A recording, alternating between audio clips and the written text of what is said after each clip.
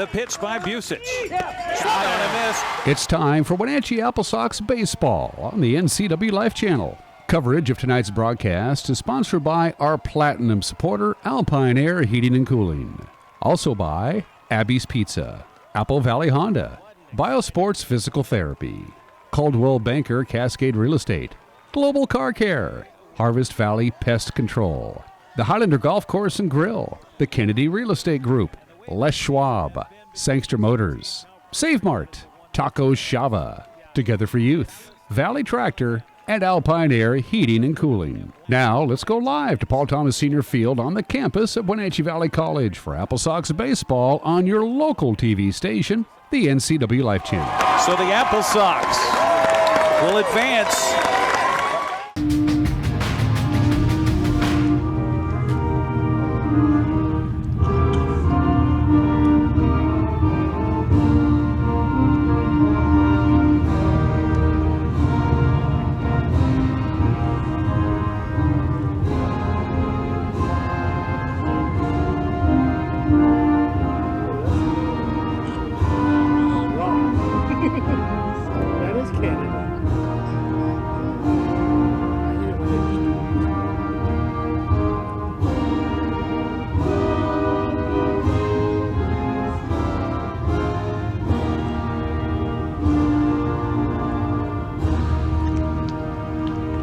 Canadian anthem with our visitors from the north, and now the American anthem here at Paul Thomas Senior Stadium on the campus of Wenatchee Valley College as the AppleSox take on the Nanaimo NightOwls here on the NCWLIFE Channel. Let's listen in. Air Force. She's also the Douglas County Veteran Service Officer, where she assists veterans with filing claims for compensation and disability for the Veterans Administration. The VFW Post 3617 also engages in programs and promotes patriotism to our youth and to our schools, as well as they support and participate in many ongoing community programs.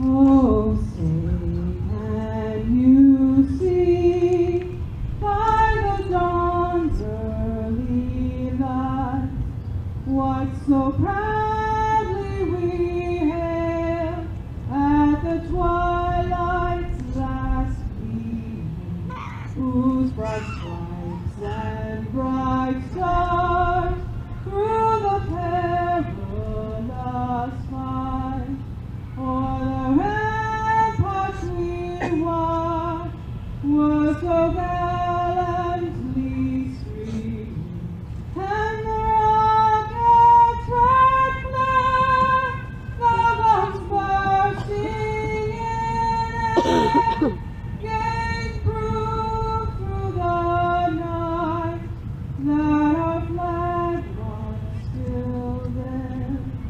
Oh, say does that star-spangled banner yet wave o'er the land of the free and the home of the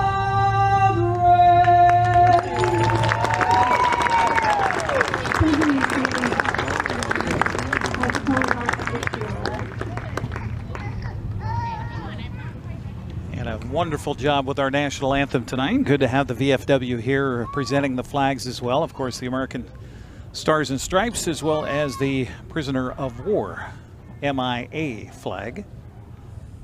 Brandon, you know our singer tonight? Yes, Josh Simonson's wife. I'm not familiar with her first name, but Mrs. Simonson. Mrs. Simonson. Okay. Yeah. Mrs. is her first name for tonight. Yes. Well, along with Brandon Schmitten, Eric Granstrom with you here on the NCWLIFE channels. We get ready for the first of 3 games here this weekend for the AppleSox. And here we go, Brandon. There's no time to waste here. As Jose Oglesby came up to us beforehand, he says, well, we basically cashed in all of our chips. We have no money left in the bank. It's time to earn our keep right now. 18 games left. You were a long way, 5.5 games out of first place in the south or in the north in the second half. You got to win. Yes, we do. We didn't start off very well, but you know what? There's streaks in baseball. Some of them are good and some of them are bad, and that was a streak that luckily we were able to take a break from. And now we get to come back and play baseball like we did early in the year. Well, and they picked up a nice win in Nanaimo where they won 2 of 3 in that series north of the border before the All-Star break. We had 4 players that went to Bellingham for the All-Star game on Wednesday night. Everybody's back except for some. The AppleSox are without 7 people in the lineup here. The last time we had a game was on July 8th. Aiden Doherty no longer here. Mr. Pagnanabon is not here. Noah Fields, Mendez, Barnes, Sturkle, Ammerman, gone. Right. Added to the lineup is Pedro Quero. He is out of Spokane Falls. He's going to University of Texas Corpus Christi, just signed 2 weeks ago. And he is a catcher, and I talked to him before the game tonight, and he is something else, and he's in the starting lineup here tonight. Also added to the roster, you'll recognize this one if you're an AppleSox fan from a summer ago. Evan Canfield is back. He's going to pitch tomorrow night. He can play in the field, too, in the outfield. Yes. He is a key cog for the AppleSox. Yeah, he came up big for us in that playoff series that we had at home, so that'll be nice to have him back. Also joining the field is Ryan Cusey. Now, Ryan, interesting story, is a converted third baseman. Now he's a pitcher, and he's expected to play here soon as well. He's a junior at St. Bonaventure University. Yeah. In New York, I think it is. Is that where it's at? Yeah. Yeah, he's Canadian as well, right? Yes, yeah, out of Edmonton. So yeah, welcome to our Canadian friends. So new guys, and you know, we saw something down here. I don't know if they normally do this, but just playing catch, warm-up catch, kind of like little leaguers down the third baseline in foul territory before the game tonight. And maybe that's part of it, just getting used to throwing to a new guy. Right, it could be. Meanwhile, the first pitch of the ball game is in a little bit too far inside to Trevor Goldanet, and we are underway here on the NCWLIFE channel as the game underway. And on the mound for the AppleSox is Easton Brooks, getting his second, make that third start of the summer, a 6'4", 195-pound sophomore from Utah Tech. He has no record of 4.50 earned run average, so getting a chance to get the start here to start the opening stand of the weekend here tonight against Nanaimo. The big right-hander's third pitch is in there for a called strike, and the count of 1-2 strikes here on Goldanet. Yeah, he's got his off-speed stuff working pretty well right now for him. Did my, I wonder if my laptop got unplugged. We'll have to check that between the inning. I just got the low battery warning. A swing and a fly ball to right field. Long run for the right fielder. He's not going to get to it. He'll take it on a bounce. Will Adam Haight out there. And Adam Haight, by the way, on the roster as a pitcher. They got him starting in right field. This is the first time we've seen him in the outfield at all. Yeah. To start in right field, that's a tough place to start your first game here in action. We've talked about that many a times, haven't we, about how difficult it is to play out there. That play right there, I would have liked to have seen him lay out on that one. And the reason is it was going so softly, sure. You know, and give yourself an opportunity. And for the first time, I think, all summer, we really have no wind here tonight. To swing and a miss on the first pitch to Raul Fabian Jr., the 6', 200-pound senior from San Jose State. Yep. 0-1 the count to him. Goldanet over at first base. Probably some speed over there for the freshman from Long Beach State. Another ball that's hit through the hole to the right side, and that'll put 2 aboard here. And a good start for Nanaimo after a gargantuan bus trip here today. Yeah, that's what you were saying. Little bit of traffic. Well, and strangely enough, I mean, they had to catch a ferry this morning to go from the island to the mainland, and then they had to come down through the Canadian border. They said there was a little bit of a delay there. They had to come down I-5 to Highway 2 and then come over Stevens Pass. They had really nothing until they got over on this side, just outside of Leavenworth with construction in Tumwater Canyon. There was an hour, and then just getting through Leavenworth was another hour. Yeah, Leavenworth gets packed up, doesn't it, this time of year? Talon Zank is up, and he'll take the first pitch for a ball. 0-1 the count to Zank, and he has been something out of Everett Community College. He's batting .292 on the summer. He leads the team in home runs with 4, and he's got 20 RBI, and a chance to do some damage here on the top of the first inning against Easton Brooks. Right-hander trying to work out of a jam with nobody out. Pitch swung on and fouled away, and the count quickly in Brooks' favor at 0-2. Underway here at Wenatchee Valley College under overcast skies. Kind of a beautiful evening right now. Temperatures in the 80s, I would say, with a little light breeze at our back. Yeah. This is nice. It is nice. It was couldn't decide today whether it was going to be super still and muggy or whether it was going to be a little bit breezy, and there was variables in the weather for sure today. This pitch swung on and fouled away again. That'll be out of play down the right field line. There is quite a bit of room here down the foul lines in each side of the park, right field, left field. Now there is a line that stretches beyond the dugout on the first base side that goes from that fence in front of the dugout down to the light pole. Yeah, down in front to of the the fence. Yeah, it goes all the way down. I guess, yeah, you've got the bullpen area over there that's out of play. Yeah, on our side, bullpen area appears to me like it's in play, doesn't it? It is in play. Yeah. 0-2 count to Zank. Runners at first and second, holding. Pitch on the way. No. Strike 3 call. Help you, no, just looking. So gone looking is Zank, and that's a huge out for Easton Brooks. Yeah, he brought that pitch right there. He was sitting about 82, 86 on his off-speed stuff, and then 93-mile-an-hour fastball that came in. Which, I mean, how effective is that when you're throwing 80s and then you come fast 93? I mean, that seems like it's 103. Yeah, it really does. Jacob Hayes now steps up for the Night Owls. Nanaimo coming in with a 17-19 record overall. They're 5-4 so far in the second half. Pitch on the way is a little bit high for a ball. 1-0 the count to Hayes. Batting .261, 6'5", 230 pounds, sophomore from Azusa Pacific. I think they have a couple of those guys, don't they? Not in the starting lineup today, but they could have one in their roster, yeah. 1-0 the count to Hayes. Brooks' pitch swung on and hit well to left field, but backing up and circling under it will be the AppleSox left fielder, Ji-Hee Lee, and he'll make the catch, and advancing are the runners, both 90 feet. Yeah, that was a good decision by their base runners there to tag and go on that. Ji-Hee didn't get an opportunity to get behind that ball, so he had to do a little pirouette afterwards and make a throw, and had a good throw just up the line a little bit. But well, that's 2 outs here for Brooks, so he's an out away from getting out of this jam here in the top of the first inning. Spencer Sullivan now steps up. He's hitting .313 out of Virginia Commonwealth. He's a junior there, 6 foot, 205 pounds. Left-hander at the plate, right-hander on the mound. You got a gap between first and second right now. Pitch on the way is a little, strike call. 0-1 the count here to Jacob Hayes. I think he had a little bit of help from the fans on that pitch there. He did too. I think he did too. Hudson Boucher is behind the plate calling balls and strikes tonight. Jacob Fisher, you recognize that name, is out on the base paths. Pitch here. Oh, look out. Boy, I hope everybody's okay on that one. I felt it hit the back of the dugout underneath our feet. Yeah. As we're perched on top of the AppleSox dugout. On the way to the dugout, too. Wow. Wow. Yeah, again, that 93-mile-an-hour fastball got on him pretty quick there. Just a little behind that one. A little bit, yeah. Just a little bit.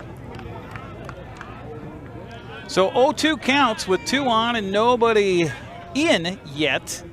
And Easton Brooks trying to keep it right there with 2 outs in the inning. Shakes off the first sign from catcher Pedro Quero. Has the one he wants now. And the pitch by Brooks on the way. A little bit high and away, tried to get him to fish for one, and the count, a ball and 2 strikes. Plenty of oomph on that one as well. Yeah, 94-mile-an-hour fastball. Where I grew up, that's called oomph. Yeah.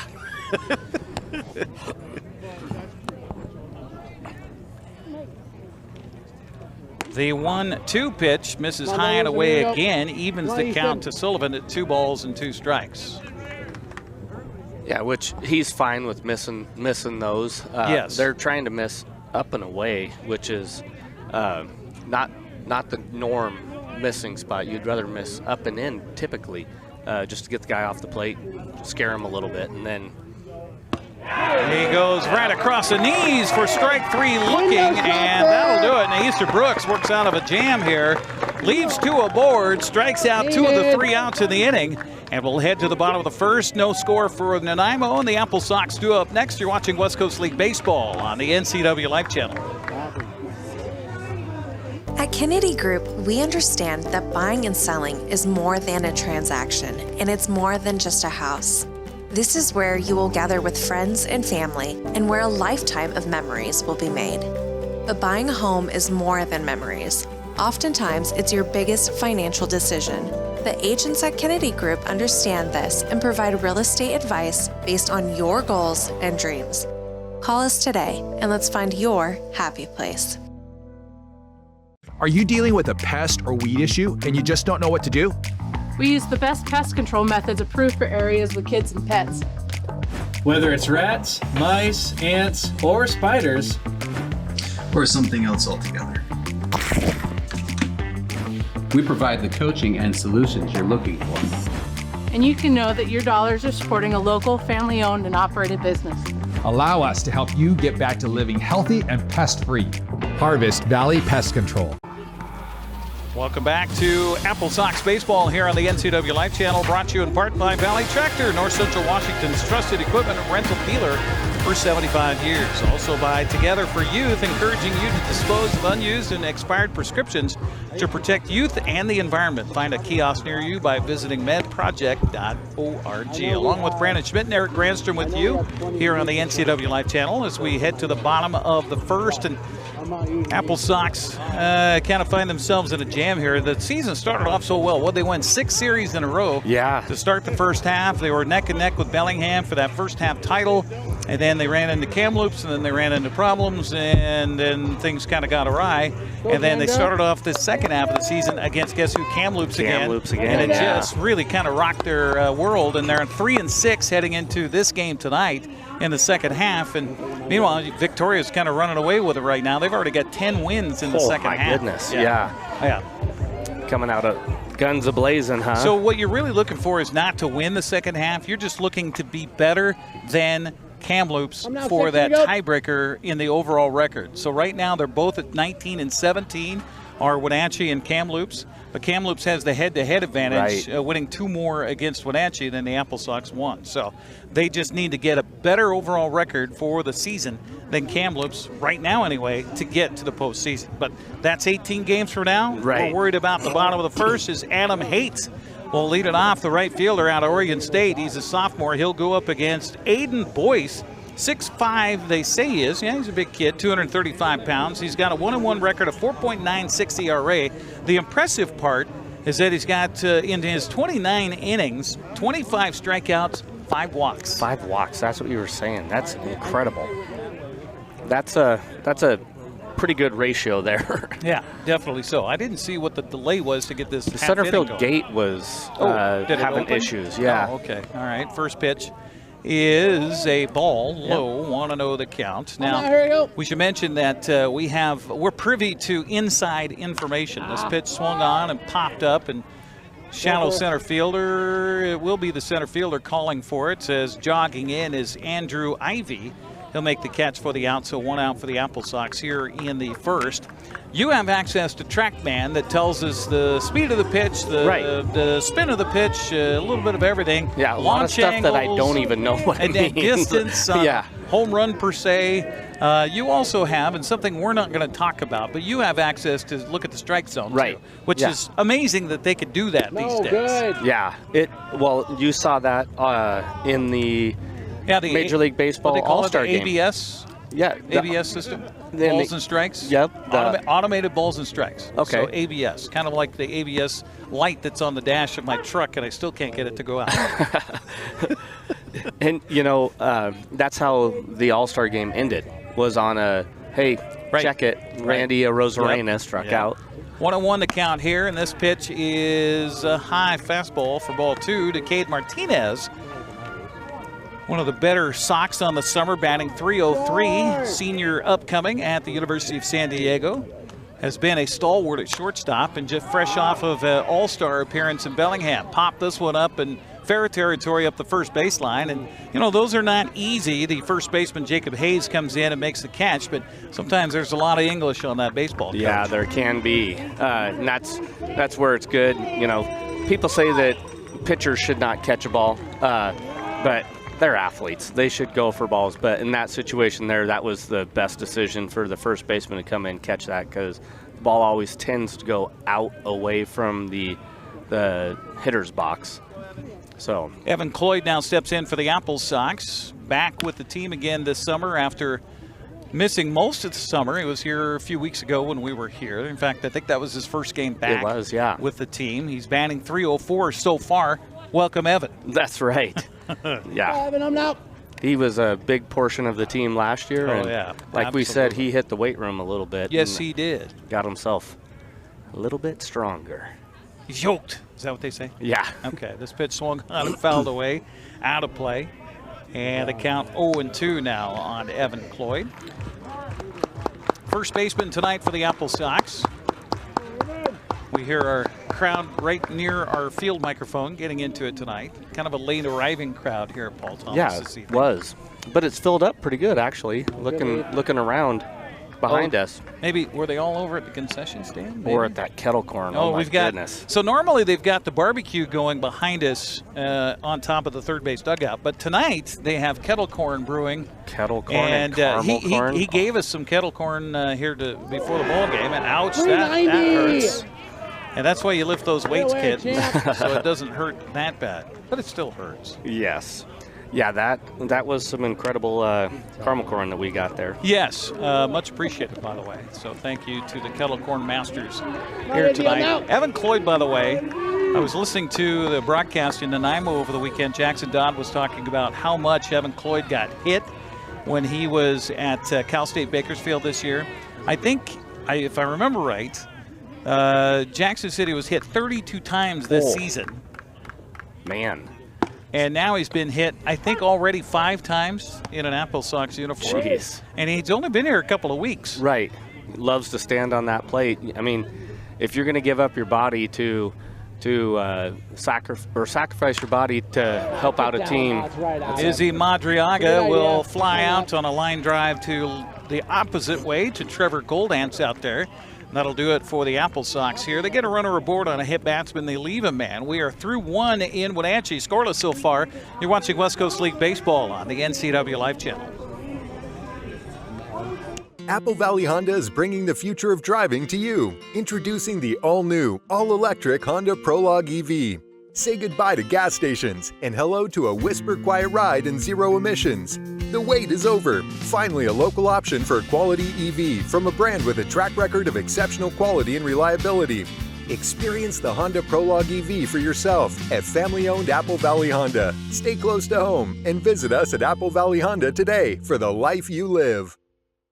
A new video game, a movie, dinner with friends. There are a lot of things worth saving up for. Vapes aren't cheap, and buying pods over and over can stop you from affording things you want more. When it comes to your money, choose what matters. Choose you.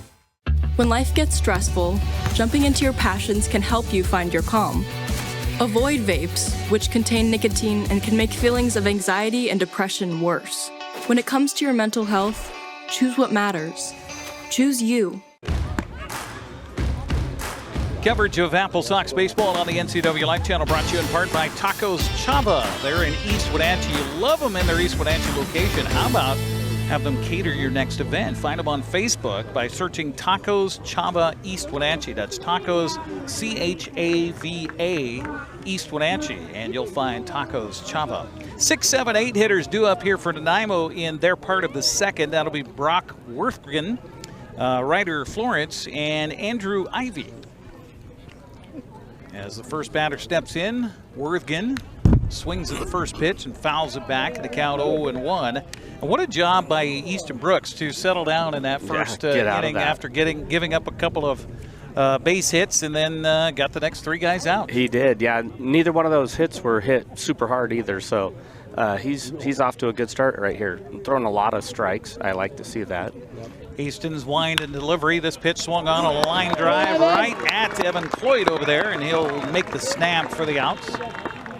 So 1 out here in the second, and always love to get that first guy out. Yes, you do. It's nice to have teammates that can help you out on that too, because that ball was hit pretty hard. Ryder Florence will step up now. Third baseman, 6 foot, 185 pounds, sophomore from Scottsdale Community College. I know Scottsdale, I've never been there this time of year. Usually Arizona, you're thinking you're cooking like crazy, but Scottsdale's kind of high, aren't they? I think am I thinking Flagstaff. Oh, Flagstaff, that's what I'm thinking of. So yeah, he's happy to be here instead of down in Scottsdale right now. Yeah, Scottsdale's right next to Phoenix. That's right. That's right. Yeah, you cook pretty good there. First pitch misses for a ball to Florence. Easton Brooks ready, and the right-hander's 1-0 pitch is a fastball missing for ball 2. Again, it's Hunter Boucher behind home plate, and Jacob Fisher out on the base paths. Our 2 adjudicators tonight wearing black tops, gray pants. Talking about the umpires, by the way. This flinch by the batter does not elicit a strike call by Florence, so the count quickly goes to 3-0. Yeah, I like that automated system. You know, it takes out a lot of guesswork by umpires, and you know, they're human, just like the rest of us, and so they'll make a mistake from time to time, but then do they think to themselves, oh my gosh, I missed that, so I'm going to try and adjust my strike zone for the next one, or what have you. So that was a great play right there. Izzy Madriaga, welcome to the AppleSox. There's a few people here that haven't seen him play. He was here for that last game we did on the 8th. He did play over the weekend in a Wenatchee uniform here, and he will make a nifty field and throw for the outs. So Florence is gone. 2 outs in the second, brings up Andrew Ivy. Ivy batting .233, center fielder is out of Arizona Christian. I'm not sure where Arizona Christian's at in Arizona. I don't think that's necessarily true. Because of all the sauces. But that automated strike zone, going back to that, you saw where Cal Raleigh in that All-Star game where he said, hey, let's go ahead and check that one. The umpire's like, really? And they went and checked it, and in fact, it was a strike. It was, I mean, way a strike. Yeah. It wasn't like outside the zone and barely ticked it like the end of the game. And that was a good strike. And that was the first time in Major League history that the ABS system has been used in an actual game. Right. Kind of game. Yeah, kind of game, with it being the All-Star game. And I believe that every single challenge that was done by either a hitter or a pitcher or catcher was successful. Yeah. Here's one for you, and this will never go, but I was thinking about this during the game, especially when Cal Raleigh, tapped his head with that first challenge. This pitch misses low, so the count's gone 3-1 on Andrew Ivy. Can an umpire check himself? That's a good question. They said that only the pitcher and the catcher or the batter can be one to touch the helmet and get a review on the previous pitch. This pitch misses high, so a 5-pitch walk to Andrew Ivy. So a man aboard here with 2 outs in the second brings up the number 9 hitter, shortstop Andrew Nikoluk. Yeah, I don't know if he could, but I would bet that it was shocking to me how correct those hitters and catchers and pitchers were. Yeah. Well, they know the strike zone really well. I've heard the discussion since then that the home plate umpire for the All-Star game was a perfect one for that because he's very amenable to have conversations about whether or not he screwed up. That's always a good thing right there. Pitch here swung on and a fly ball to left center. That's going to get down in the gap. Let's see. The Ivy rounding second, heading for third. He'll coast in, standing up there on a 2-out single by Nikoluk. That was a good job of getting the ball to second base there and keeping Nikoluk at first base instead of allowing him to get to second base there.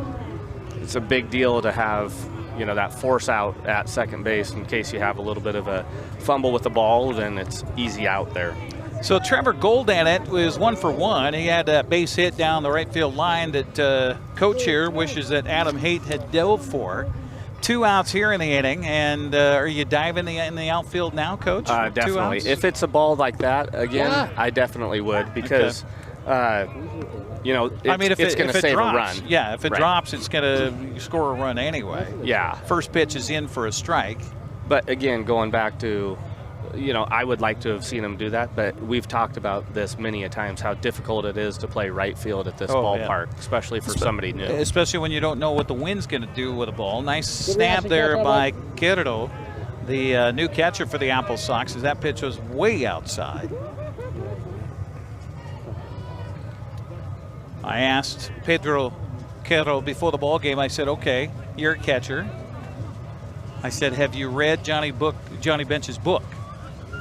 And he goes, no. And I said, well, I should say, have you read one of Johnny Bench's books? And he says, no. He says, I don't read. I said, come on. He was kidding. Yeah. And I said, catch everything, Johnny Bench.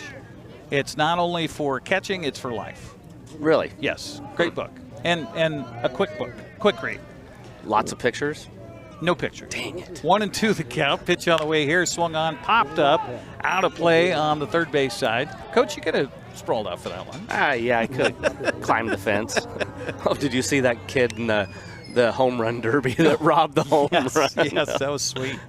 Great play. 1-2 the count on Goldanet. Runners on the corners. 2 outs here. Top of the second. Scoreless so far in Wenatchee. Pitch on the way is bouncing in. Nice stop by Quero. I asked Pedro before the game. I said, okay. I said, how do you pronounce your last name? He goes, well, whatever. I said, no. That's your name. We want to be good here. That is your name. He goes, well, Quero. I said, okay, I'll try to do my best to roll my R. 2-2 pitch, swung on and fouled back, and the count stays at 2 balls and 2 strikes. And hello, if there might be some of the Quero family watching tonight here on the NCWLIFE Channel. And welcome to Pedro. Congratulations to Pedro for signing out of Spokane Falls after his sophomore season to head to the University of Texas Corpus Christi. 2-2 count to Goldanet here. Pitch on the way by Easton Brooks, swung on and fouled over our heads and on a play. Look how that's heading out towards great at bat right here. Heading towards the concession stand. We've had a few people plunked trying to get a dog at the concession stand. Yeah. Well, I've been here since 2000. So yeah, you've been here a while. I've seen a lot of games. We used to have a hot tub right here. Really? Were you ever here for that? No. Yeah, there was a hot tub that was right behind us here, behind the third base dugout. And of course, it was always fun to see if a foul ball was going to go plunk and splash. Well, a swing and a miss here by Goldanet, and gone are the Night Owls here in the third. They leave a couple of big ones on board, and so far, Easton Brooks living on that tightrope will head to the bottom of the second. Scoreless so far. It's West Coast League Baseball on the NCWLIFE Channel.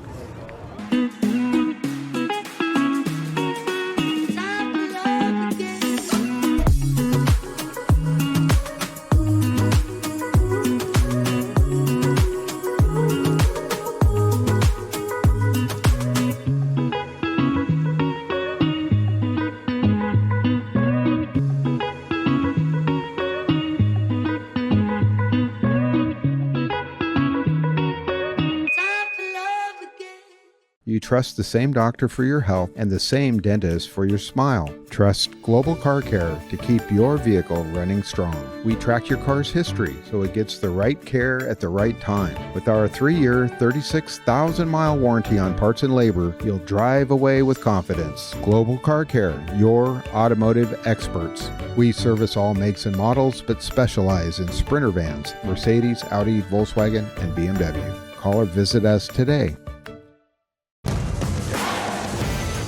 Jihee Lee, Dylan Knowles, and Jack McWilliams due up here in the second for the Wenatchee AppleSox. It's interesting, Brandon Schmitten joining us here on the broadcast tonight. Eric Granstrom with you. that we've got some guys that are on the roster as pitchers. Yeah, that and are playing in the field. Right. You got Dylan Knowles, who's listed as a pitcher. He's playing third base tonight. Got Adam Haight, who's listed as a pitcher. He's out in right field. Right. Well, at this point in the season, you do with what you can, right? That's true, and you know, I would say that there's very few of these kids that are playing college baseball that didn't hit in high school, and they were probably some of their better hitters on their high school team. G.E. Lee will take the first pitch to him and drill it into left field for a base hit. So there you go, AppleSox with the leadoff man aboard to start here in the second. Yeah, they don't get to the Division I level by being just an okay athlete. Right. They're good athletes. So Dylan Knowles will now step up for the AppleSox. Dylan coming in on the season, batting .278. By the way, G.E. Lee just keeps upping his average. He's .352 prior to that at bat. That's not bad in his short time in an AppleSox uniform. Pitch here is high and away for a ball. 1-0 the count to Dylan, third baseman for the Sox tonight. Cal Poly San Luis Obispo. You're wondering, hey, wait a minute, what happened to that other third baseman we have, number 4? Yeah. Panyanaban had to go back to school. Yeah, that's a tough thing that this league has. You know, it's not these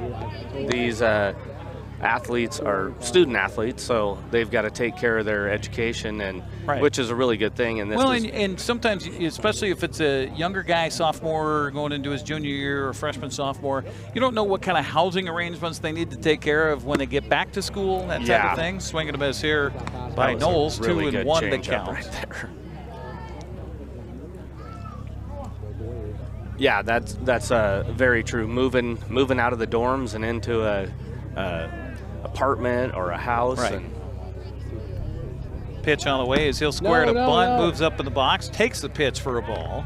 3-1 to count, and I think he was looking over here at third base. The third baseman, Ryder Florence, was playing well back of the bag. Good idea there. I like that idea. Drop a little drag down here, and you get runners at first and second, and yeah, that's always a good thing to steal base hits. Pitch by Boyce is a strike called. Meanwhile, pinwheeling the bat out, thinking it was ball 4, was Knowles. So he will have to sheepishly grab the bat back, and you never want that as a conversation between the home plate umpire and yourself. Yeah, that pitch might have been a little bit outside. 3-2 count to Knowles here, and the runner from first goes. The pitch is a fastball low and inside, and that one is ball 4. That looked a little closer than the previous one. Yeah, I think that one was a little bit down. So the other one I think was away, and that one was a little bit down. So that'll bring up Jack McWilliams, DH, 6'3", 190-pound sophomore from Columbia, batting .273. He too, a listed pitcher. We'll step up here, and you think a bunt is coming our way? Yeah, I would assume that we're going to get a bunt. Well, maybe not. He'll swing away and foul it away, and the count 0-1 on McWilliams. Well, at this point in the summer, McWilliams has been here all summer long, and Coach Mitch Darlington in the third base coach's box knows his abilities. At this point, knows what he can do. Yeah, I still like to score early, so I wouldn't mind seeing bunt here. He takes the pitch, and it's a strike called, and the count 0-2. That's in the other batter's box. Well, obviously the people behind home plate are not agreeing with the umpire's call there. Yeah. 0-2 the count to McWilliams with Pedro Quero due up next. Pitch is low, and a nice stop by the catcher for the Night Owls. Keeps the runners right where they are. Good job by Brock Worthgen on that one. Yeah, and that's like we've talked about too. That's a little bit different, bouncing off turf in comparison to bouncing off of dirt.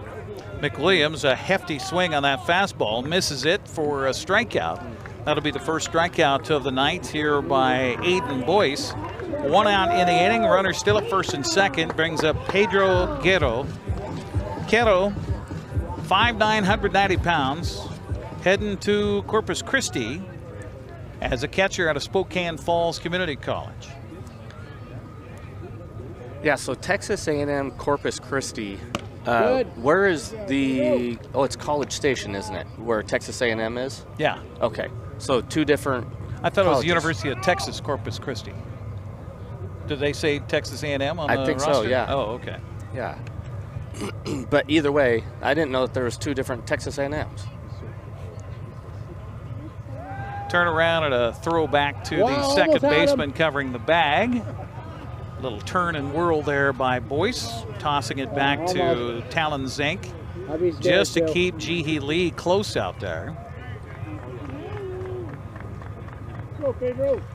Okay, so it is 2 different colleges. It is, okay. Yeah.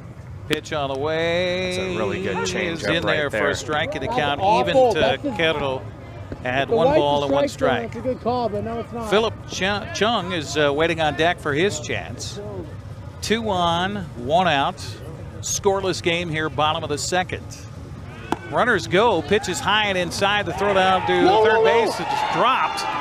And everybody's going to hold tight. Meanwhile, the runner from first moves down to second. Thank you. Yeah, I like seeing that right there. Seeing a stolen base on that just to advance the runners. Make some action. The catcher didn't seem like he rocketed that down there, but it was a perfect throw and should have been an out. Yeah, should have been. Just base knock, here you go. Kicked the glove and knocked the ball out. So the Sox with a chance here with runners at second and third, in the count 2-1 now on Kittle. Pitch on the way, swung on and fouled back, and the count even at 2 balls and 2 strikes. I told him, I said, so anything you do like Johnny Bench, or for that matter, Cal Raleigh. Right. Let's take a modern player. And he goes, I've got the bomb bat, or the torpedo bat. Yeah. So he says he's ready.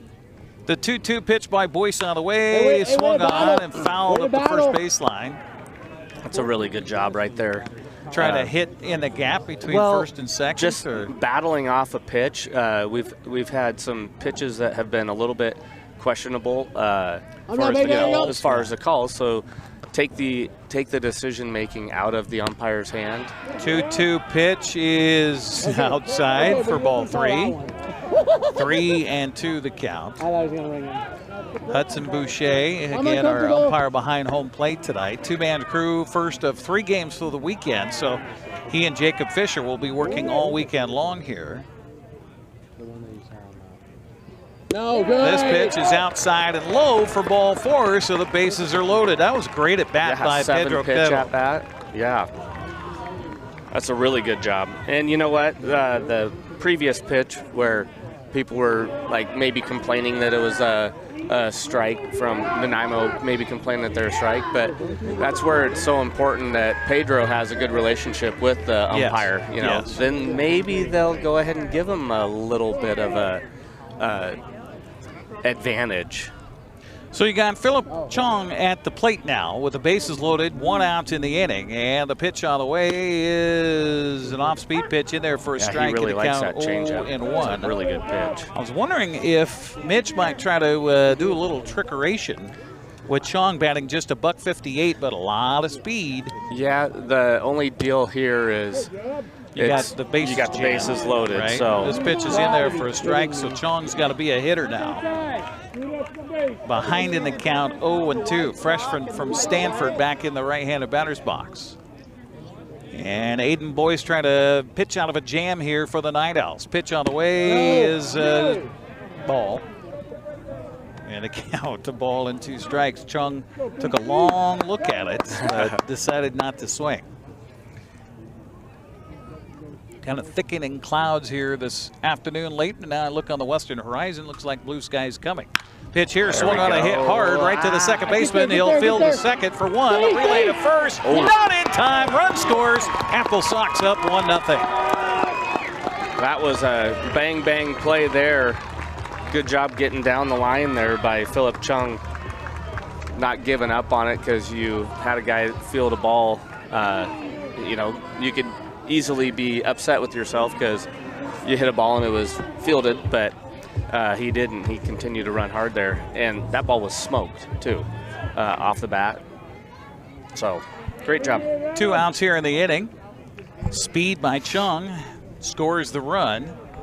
Runners on the corners now. Chung will go. The pitch is swung on and fouled back by Aiden Haight. And the count 0-1 on Aiden, who flew out to center, or popped out to center, back in the first inning. Yeah, that was a good swing that he had right there, though. That was timed well. Right on it, yeah. Just underneath of it. 0-1 to count to Adam, sophomore at Oregon State University. I don't know how much longer we'll get him for the summer. We'll see. Yeah, they're on a quarter system, so they don't start until late, like later. Like okay. UW and. Okay. This pitch misses high for a ball. 1-1 to count on Adam. Haight kind of struggling at the plate, although he hasn't had a lot of opportunities. $167 so far on the summer for Adam. In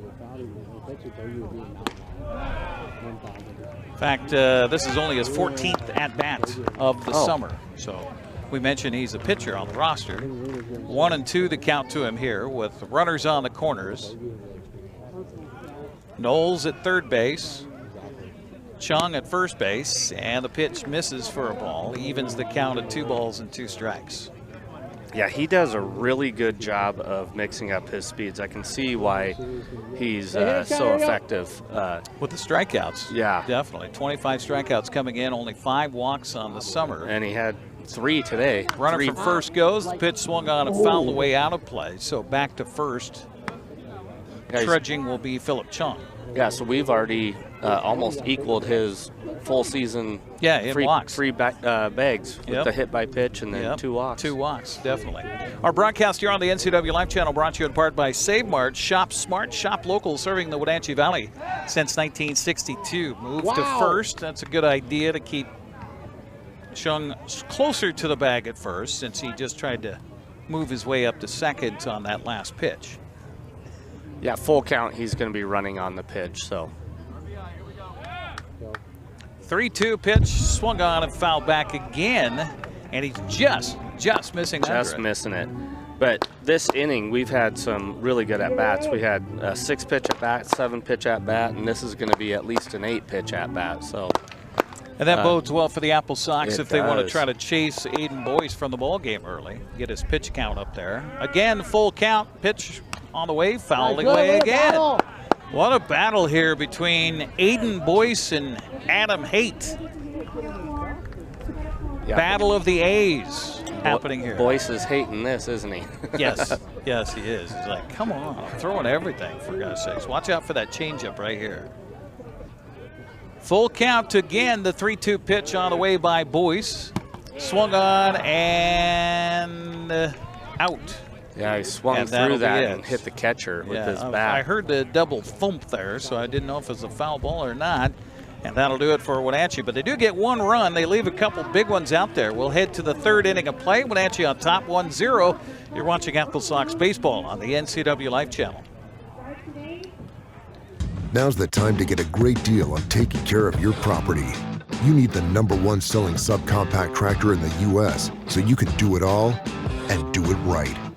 Z-Series mowers that deliver a quality cut, and Sidekick utility vehicles where durability meets speed. Right now, bring home select Kubota equipment with 0% financing available or save up to $2,500.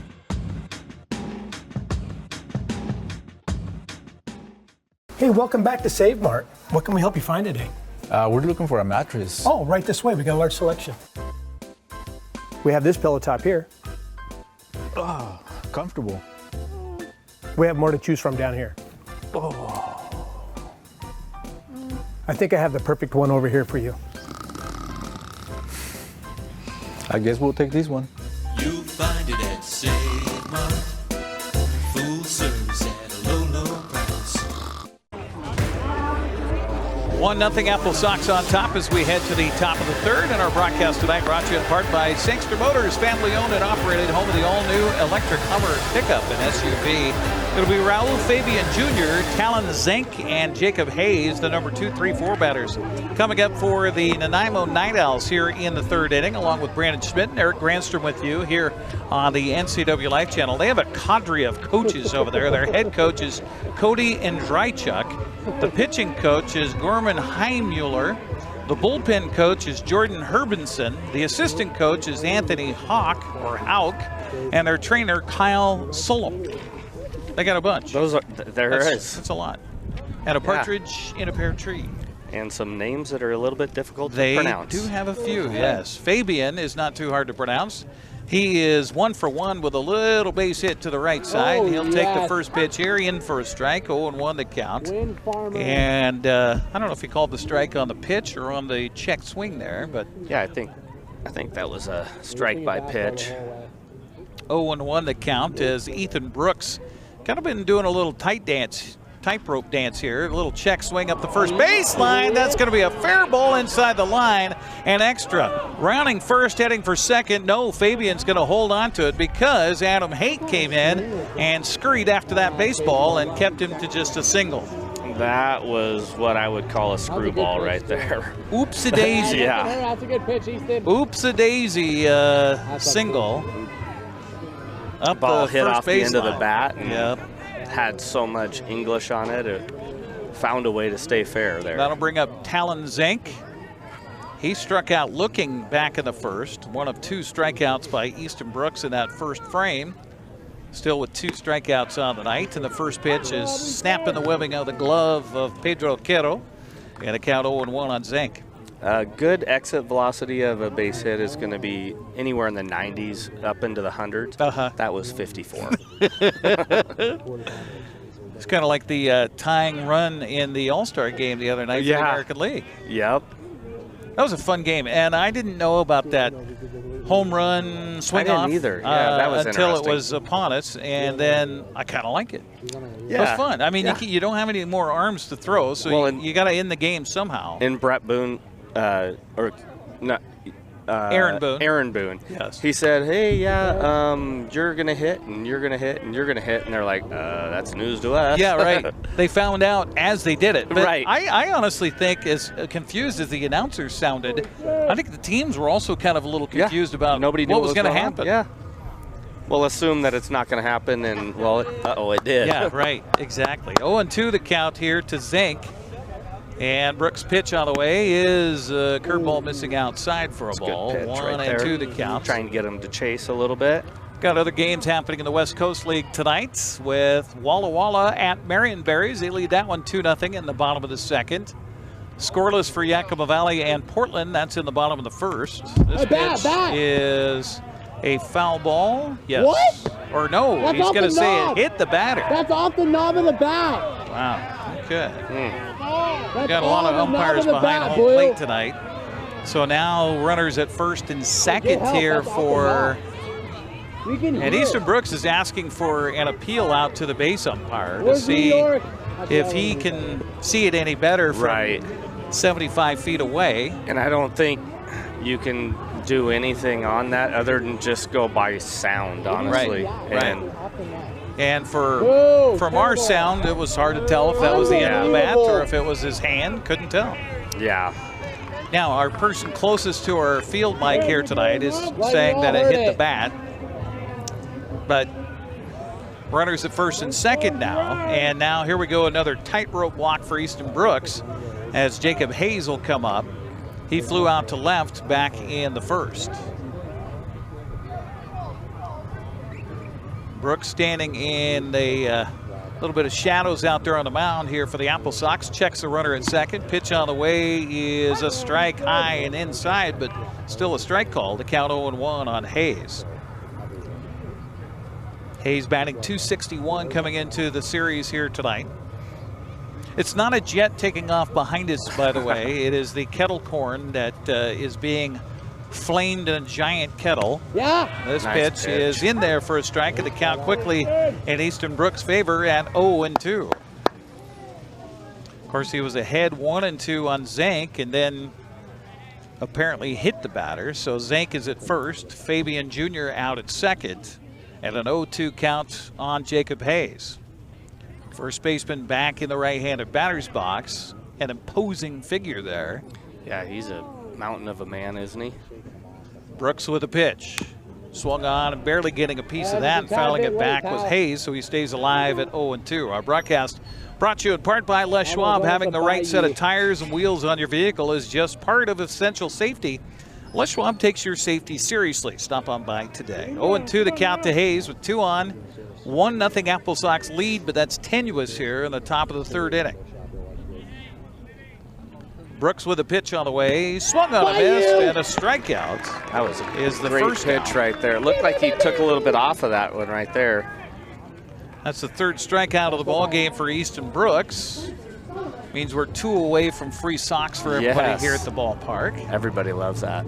You know, Eric, when I walked in here and we first sat down, I said, oh, it doesn't look like there's very many people here tonight. But as we look around, there's a lot of people here. This is awesome. What a great night. It's a typical Wenatchee Valley show up. Yeah. It's kind of, you go, hey, honey, you want to go to the game tonight? Yeah. Well, let's go.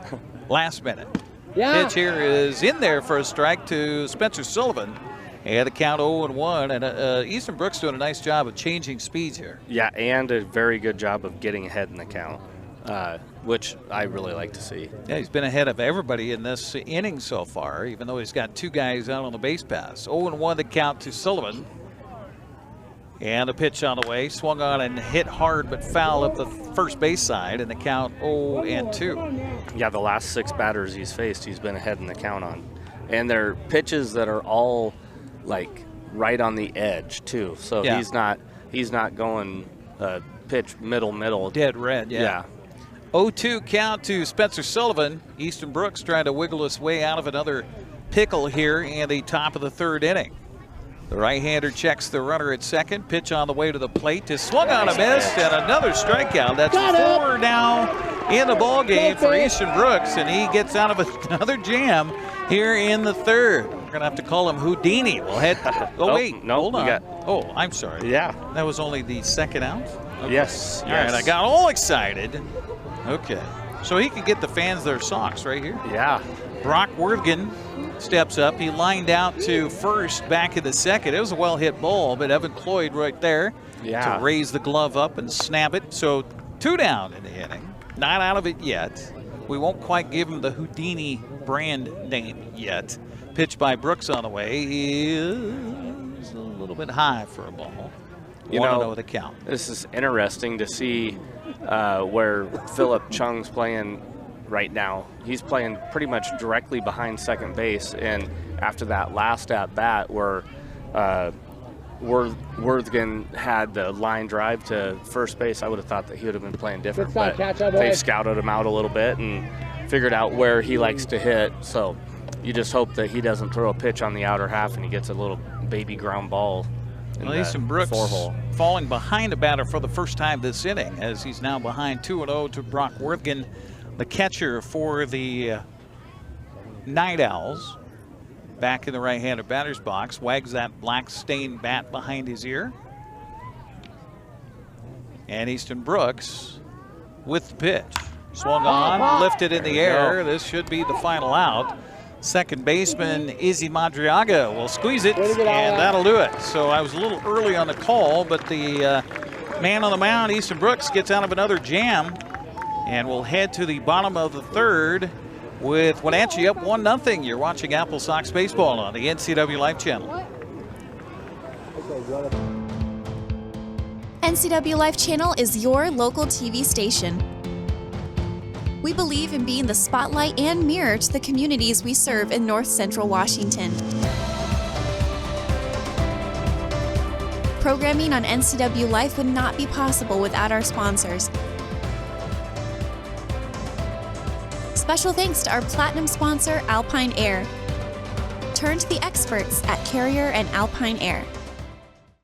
Highlander Golf Course and Grill, located in East Wenatchee, offers terrific views and challenging play for golfers at every skill level. From the golf course to the grill, you don't need to be a member to dine in style and play golf too. Highlander's well-groomed fairways and greens keep it difficult, yet friendly for your regular rounds of golf or a new destination for you and your out-of-town friends. Contact the Highlander Pro Shop today to schedule your tee time, outing, or tournament. Open 7 days a week, where everyone is welcome to play and eat. Heading to the bottom of the third inning, Cade Martinez, Evan Cloyd, and Izzy Madriaga due up here in the third. The 2-3-4 hitters for Mitch Darlington and the AppleSox. Must-win time for Wenatchee. They're 19-17 overall. Right now, they have exact same record as Kamloops, but head-to-head, Kamloops, they've already finished their 9 games against each other, and Kamloops edged Wenatchee 5-4, so they have the advantage if it's a tiebreaker scenario, so Wenatchee just needs to win and do better than they do for the next 18 games. Exactly. Yeah, which puts a little bit of pressure on you, but, I mean, that's kind of what you want, right? Yeah. Don't you want pressure? I was talking with Mitch Darlington before the game tonight. He goes, well, here we go. 1 game at a time. Pitch on the way, swung on and missed by Cade Martinez, 0-1 to count. As we're heading into the bottom of the third inning, we'll catch you up to date on some other games. Marion Berries now has a run on the board. They trail Walla Walla bottom of the third 2-1 down in Salem tonight. This pitch is ball 1-1 to Cade. Yakima leading Portland tonight down at Yakima County Stadium. This pitch, look out, hit the pitcher in the back of the shoulder, and the race to first is going to be an out. But they need to check on their pitcher, I believe. Boyce looks like he's okay. The umpire coming out to ask if he's okay. He nods his head saying he's okay, but that was a line drive right back at him, and it looked like it kind of hit him in the meaty underneath the back of the shoulder. I tell you, that was fortunate for Boyce there that he didn't get injured pretty bad, because that ball was hit hard. We talked about earlier the exit velocity, and that was 99. Oof, so good. That was coming off there pretty good. Evan Cloyd now steps in. First pitch to him, hits him on the helmet. So here he is, hit by a batter, hit by a pitch. Yeah, 5th time in 7 games. In 7 games for the AppleSox. 2 times tonight. He's 2 for 2. On base percentage. Yeah. So, well, that helps your OPS, right? Yeah. Yeah. Izzy Madriaga will now bat with a runner at first base. Other scores tonight: Port Angeles leading at Kelowna 1-0. That's in the top of the 4th. Bottom of the 2nd, it is Corvallis at home leading Springfield 2-1. Victoria is at Bellingham. The Harbor Cats have the lead in the top of the 4th, 2-0. Pitch here swung on, popped up, and this is towards the first baseman. Calling for it is Jacob Hayes, and he will make the catch for the out. So 2 outs for the AppleSox. So unfortunate for Cade, that should have been a base hit easy to center field. Yeah, that ball was hit very hard, and like I said, it's fortunate for Aiden Boyce that he wore that on a meaty part of his body instead of somewhere like an elbow or a forearm or bone. Yeah, face. Bottom of the 2nd in Bend tonight. The Elks and Cowlitz are tied at 3-3. This pitch low for a ball to Ji-Hee Lee, who has Wenatchee's only hit on the night. Is that correct? Yes. Yeah. We've got a lot of guys on base so far, but due to the hit by pitch or walks. Yeah. Pitch here misses outside for a ball. 2-0 the count to Ji-Hee Lee. And one other game to tell you about, Edmonton at top of the 6th inning is, boy, that's a quick moving game, huh? Top of the 6th already? Yeah, against Kamloops, leading that one 3-0. Swing and a miss here on a hefty cut by Lee, and the count goes to 2-1. Now is that because it's a different time zone? Here we go. Well, they started at 7:05 our time. Oh, really? Yeah, so how can they play 6 innings in 20 minutes? 25 minutes? Unless they started it early. Sometimes swing and a miss here, another hefty cut by Lee. Sometimes in that game, what did I say it was? Edmonton tonight? Yeah. They do have a lot of fires burning. Sometimes they'll move those games around, start times, to try to get away from smoke in the air, that type of thing. So I'm not quite sure about that. Yeah. 2-2 count with two outs, 1 on for the AppleSox at a 1-0 lead. This pitch swung on a ground. There we go. Past the shortstop, diving into center field. And runners at first and second with 2 outs on the single by Haight Lee. It's a good day so far.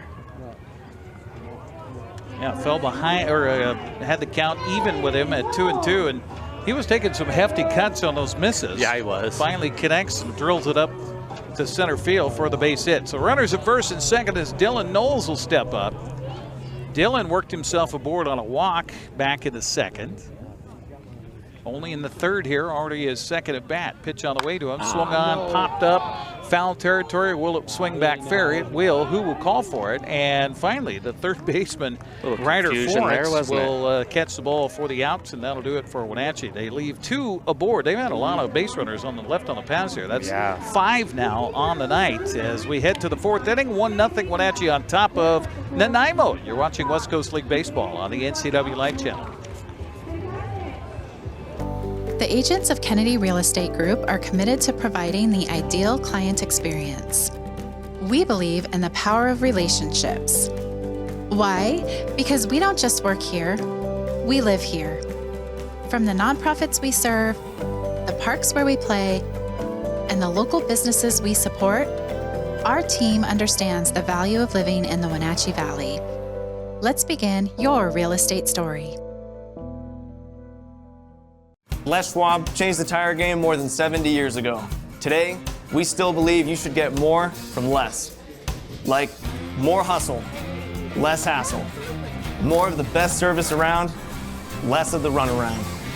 Because we include America's best tire warranty in every tire we sell. So you get more unbeatable warranty, less charging you extra. It's why we're more than proud to say, you get more from less.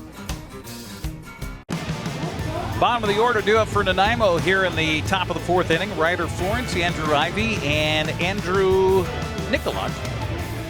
It is a 1-0 ball game so far, and so far Easton Brooks, coach, is living on the ragged edge here. He's had runners aboard every inning so far and has been able to work out of it with some defensive help. Right now, wouldn't you love to see a 1-2-3 frame, especially with the bottom of the order due up? Yeah, that would be good. You know, he's had a lot of base runners, but he's 54 pitches going into this inning, so averaging 18. You would really love to see about 12 to 15 an inning, but his pitch count's been pretty good, honestly, for as many base runners as he's had. So Ryder Florence takes the first pitch outside for ball 1. He grounded out to second back in the second. Easton's 1-0 pitch is a little bit inside for a ball. 2-0 the count. Mariners had a late start time tonight, so we'll get you an update on Seattle baseball as they host the hated Houston Astros. Yes, they are. Pitch is swung on and fouled away, and the count goes to 2-1 on Florence. I can get that for you, Eric. That's 7:10 start time. Yeah. Right? 0-0 in the, what inning is it? Probably the 4th, I imagine. This pitch swung on and hit off the pitcher. It's going to bounce foul and be a fair ball. And a base hit. Boy, we've had some weird bounces here tonight. Yeah, that ball was hit hard right there too. Not as hard as Cade Martinez. Cade Martinez. Cade, but yeah, it was Cade, wasn't it? Let's see. Who was it? Yeah, Cade. Yeah, that's Cade. Right. Cade's was 99 miles an hour. That one was only 77. So. Oh well. Yeah. That's hardly even moving. Right. All right, roll one up here. Here we go. Oh, it's only the bottom of the second in Seattle. Scoreless so far. Ooh. In a big area. Tossed over to the bag at first, keeping Florence close. Andrew Ivy walked in his first at bat, got all the way around to third base, but was stranded there. So far in the game, 6 runners stranded on the base paths for the Nanaimo in just 3 innings. This pitch swung on and hit right at the left fielder. And right there is Haight Lee for the AppleSox. That was a good decision of not throwing that to first base. He was off a little ways, but a throw there, you airmail it, and now the runner's at third base, and So good decision not throwing that. Andrew Nicoluk, who had a base hit back in the second, went to left field with it. He'll be up with 1 on, 1 out here for the Night Owls. I talked with their head coach about Nanaimo bars, by the way, before the game. Oh, yeah? Pitch on the way is in there for a strike, and the count 0-1.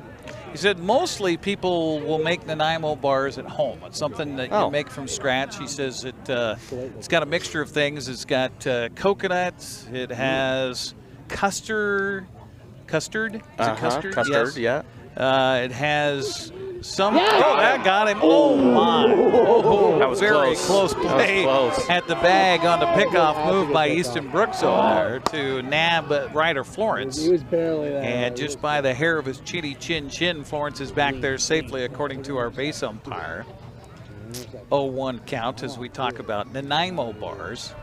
Pitch on the way is swung on and missed, and the count 0-2 on Nicoluk. So it'll have chocolate, it could have peanut butter, but you bake the bars and then you cut them up into little squares. So just a bite-sized little treat.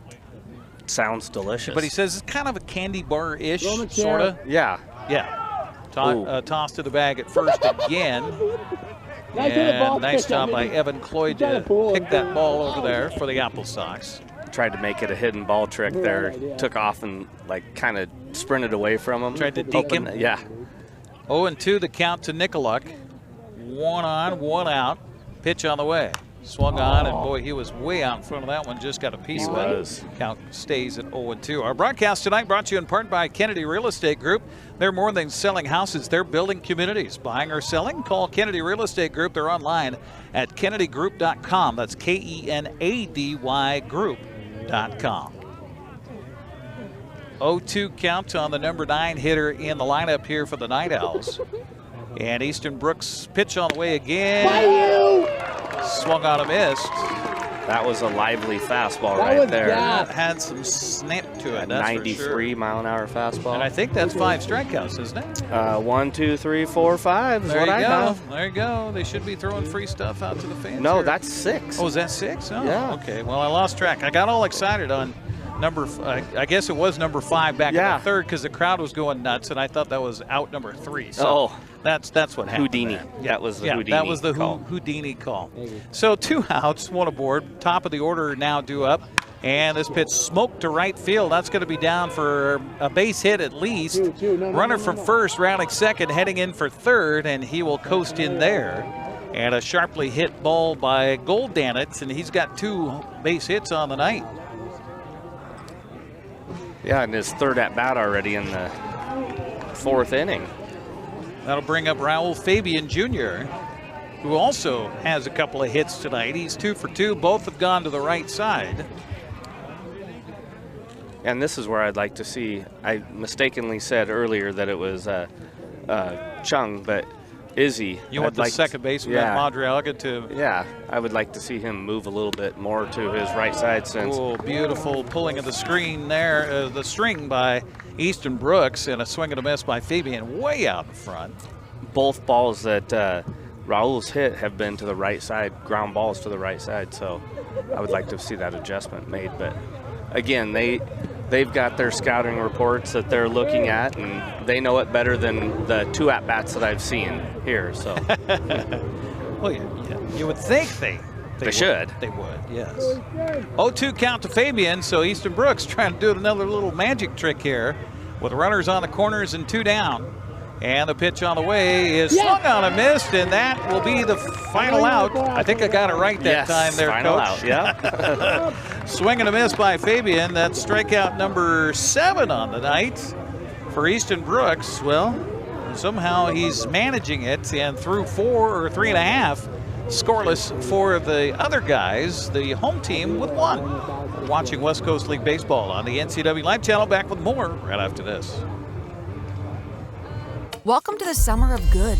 Good people, good taste, good vibes, and good, well, everything. When you're ready for some old-fashioned good, Abby's is your place. We've been celebrating summers around the PNW for over 60 years. At Abby's, good is a legendary tradition. Holy pepperoni, Abbey Man. It's the hometown hero bursting onto the scene this July at a special price, starring classic pepperoni, green peppers, and Italian sausage. One bite and wham. Don't miss the summer's biggest blockbuster. The hometown hero has arrived at Abbey's. For over 35 years, the Sangster family has been not only representing GMC, but the entire community.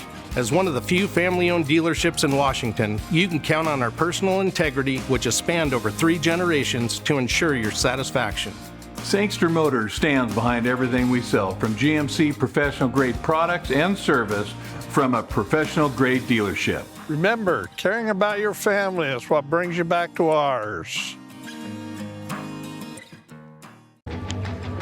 Bottom of the order due up for the AppleSox here in the bottom of the 4th inning. Jack McWilliams, Pedro Quero, and Philip Chong for Wenatchee in a 1-0 ball game here.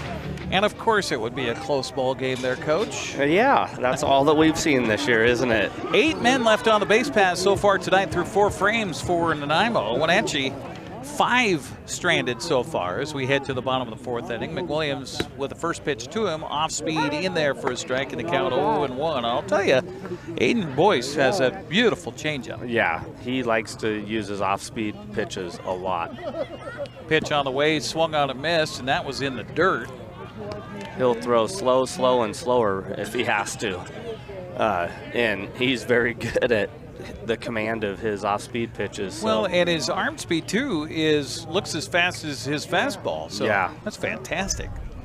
0-2 pitch on the way by Boyce is a fastball away for a ball. 14-mile-an-hour difference between that pitch and the previous one. So thing looked like it was, which is like taking a Yugo onto the on-ramp of the freeway where it's 70 miles an hour. This pitch swung on the ground and through for the left side in the 2nd inning in a row. The AppleSox, or actually 2nd time tonight, the AppleSox have leadoff man aboard as McWilliams gets a base hit. That's a good way to start. Seeing-eye singles, right? Yeah, for sure. Behind in the count, McWilliams just being competitive out there. And gets in front of that one, drills it through the shortstop and the 3rd baseman. So McWilliams aboard, brings up Pedro Quero. He walked back in the 2nd. It was a good at bat for Pedro. Pitch on the way to him, swung on, look out, fouled off the screen on the first base side. And the first baseman caught it. Did you see that? Did he really? Yeah, it hit off that pole and ricocheted right to the first baseman for obviously foul ball still. Could have been a double play right there. Yeah. 0-1 the count to Quero. Pitch on the way to him is another in there for a strike. The count 0-2. That's low. Again, that's not us talking. That is somebody down behind home plate next to our field mic. 0-2 count to Quero. Pitch on the way inside for a ball. 1-2 the count. Jose is trying to get the fans all excited, walking through with his kettle corn and trying to get the fans to get on their feet and get excited here. Pitch on the way, swung on a chop back over the mound, and a double play chance. They'll tag the runner, and no, he dropped the ball. He did. Running from first to 2nd on the play was Jack McWilliams. Now we got to wonder if he hit the glove. The coach for Nanaimo coming out wants to have that discussion right now. Yeah. Now on that play right there, what Jack should have done is slowed down, right? Because if he continues to run, and now it worked out for us, but if he continues to run there, then it gives him a better opportunity to turn a double play. If he slows down or stops, then the double play will... it'll be off at that point. Yeah. So the question is if there was maybe runner interference? Maliciousness of yes, like if he trying to knock it out out of his hands. Or something like that. I saw him running straight through it, so I would not. Yeah, I thought I saw both arms pumping. Yeah. And so now the question is whether it is an error on the 2nd baseman for the ball coming out of his glove on the tag attempt. You're going to call that a base hit, aren't you? No, I'm going to call it an error. Okay. It should have been an out somewhere. Long discussion here between head coach Cody and Drychuk and the umpiring crew here tonight at Paul Thomas. Now I'd like to see Philip Chung here lay down a base or a bunt right here. Chung with a lot of speed. He got himself aboard back in the second when it could have been a double play to end the inning. Instead of a run scores, he will bump the ball up the third baseline. Third baseman in, fields and throws it away, and everybody is safe. Good backup over there by the second baseman. Okay, if we can see the base umpire, he was content on watching Chung on that because he kind of turned his shoulders to act as if he was going to run towards second base. And Nanaimo's second baseman did a really good job of backing that play up there. And so when he turns to go to second base, he is now a live runner, so he could have gotten tagged out there, I think, is what the base umpire was looking at there. So they're going to give him a bunt single for that. Base is jammed here for Adam Haight. Haight, fly out, a strikeout. 0 for 2, looking for his first safe base hit of the night, and this will be a great time to get it, to give Wenatchee a little more lead here. It's 1-0. Pitch swung on and missed. Well, that was a hefty cut there by Adam Haight. He doesn't get cheated on his swings, does he? Definitely not. I think I felt the wind on this windless night from his bat up here on the third base dugout. 1-1 count to Haight. Bases full of Sox here for Wenatchee in the bottom of the fourth inning. And nobody out. This pitch swung on a chop slowly to the shortstop. Shortstop infields, and he will eat the ball, and a throw over to third, not in time. That was a really thinks good they got play him by out, their and here's shortstop another there. conversation going to happen on a close play. Nonetheless, a run will score. AppleSox lead it 2-0. That was a very headsy play right there by the shortstop to fake that throw and then come back with a toss there to third base. There was no way they were going to get the speedy Adam Haight over at first base. So he fakes the throw and then comes back on the quick little flip over to third base, and it was close. It was. Keto is ruled safe by the base umpire. And Nanaimo will have to think they're a little snake bit here in the Apple Valley tonight. Yes.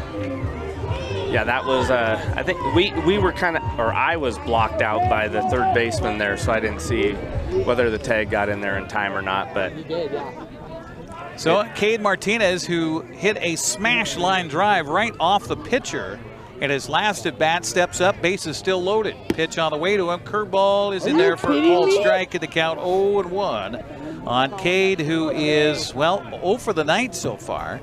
After the unluck back in the third, he popped out to the first baseman in the first. Pitch on the way to him here, swung on and fouled back, and that was a high fastball, and Cade not happy with himself about swinging at that. The count now behind 0-2.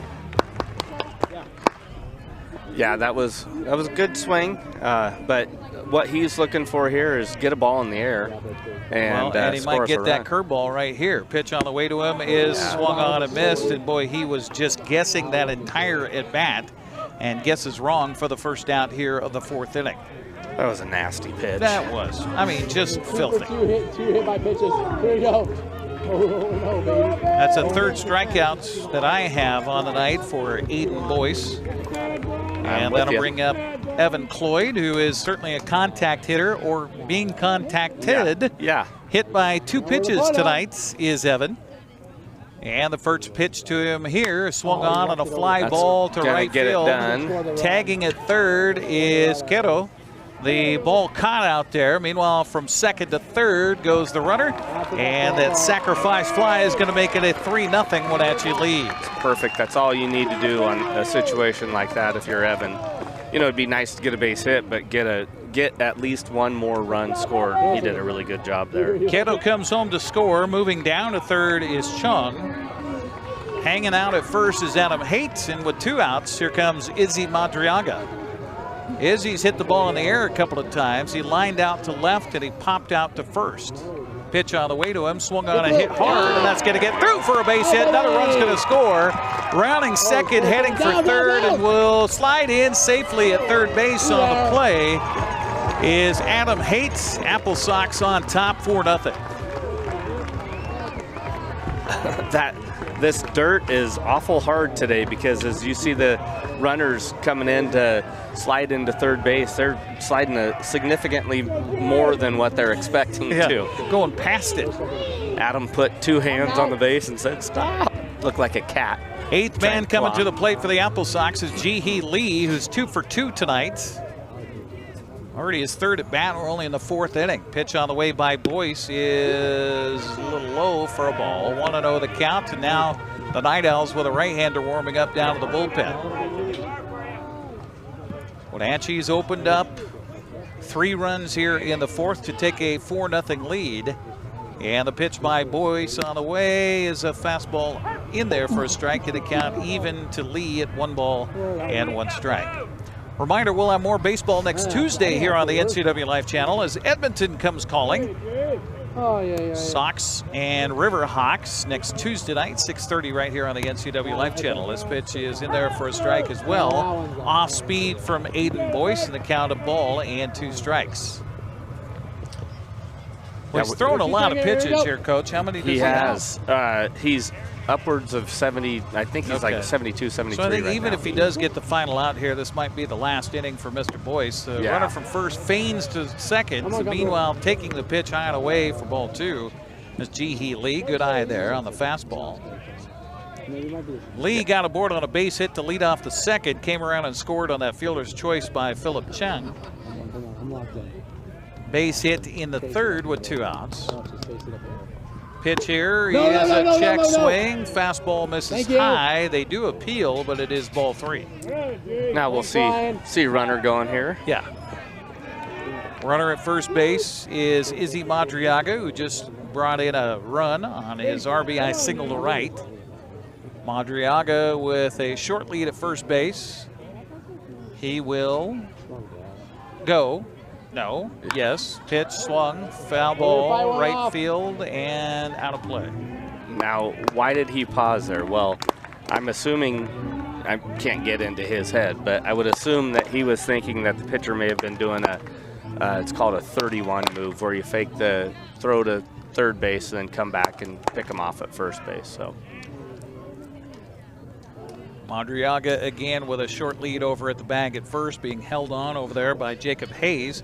Pitch on the way to the plate, misses high for ball 4. So that bat, bases are loaded, and that brings up Dylan Knowles. Ji-hee Lee having a good day at the plate. Yeah, he is. 2 for 2 with a walk, a run scored, and now Dylan Knowles, who's 0 for 1. He walked and then flew out or popped out to the third baseman. Go get him! We'll step up. First, we're going to have a conversation out on the mound. Our broadcast tonight here on the NCWLIFE Channel brought to you in part by Highlander Golf Course and Grill. Plan your next tournament or event today. Call the Pro Shop. Schedule your tee time on their full swing S4 widescreen golf simulators. Make yourself a tee time. Or if you want to plan ahead, you know, Christmas is going to be upon us before we know it. What is it, 165 days until Christmas? I haven't got the countdown yet.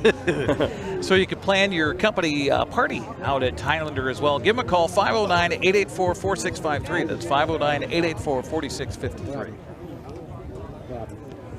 It'd be nice to tack on a couple, 2 or 3 more runs right here, wouldn't it? 2-out base hit would go very nicely. Dylan Knowles would agree with you about that. Yeah, right. Ji-hee Lee has some speed too, so get him to empty him. Yeah, that would be nice. Go. So Boyce with the pitch on the way to the plate just swung on a miss. That off speed, and out in front of it was Knowles. The count 0-1.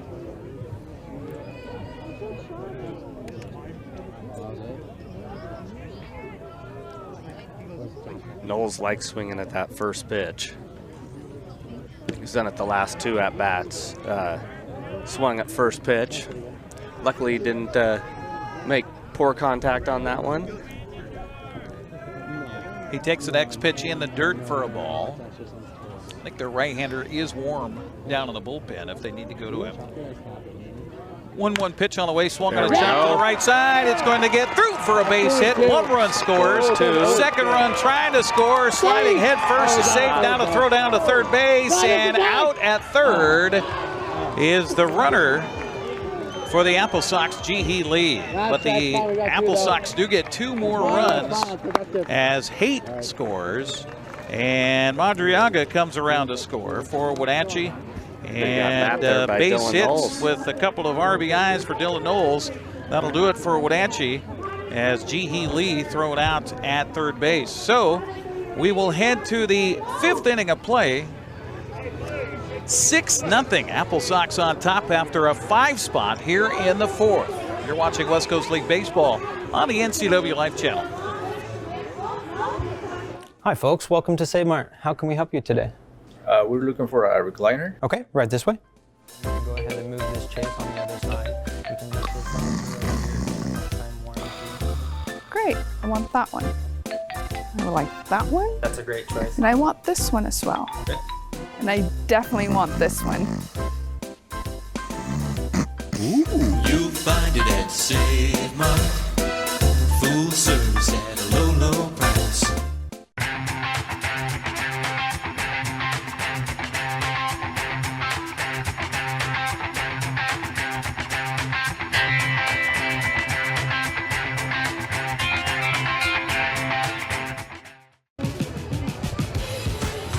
A little more elbow room for the AppleSox after scoring 5 in the bottom of the 4th inning. Lead it now 6-0 over visiting Nanaimo.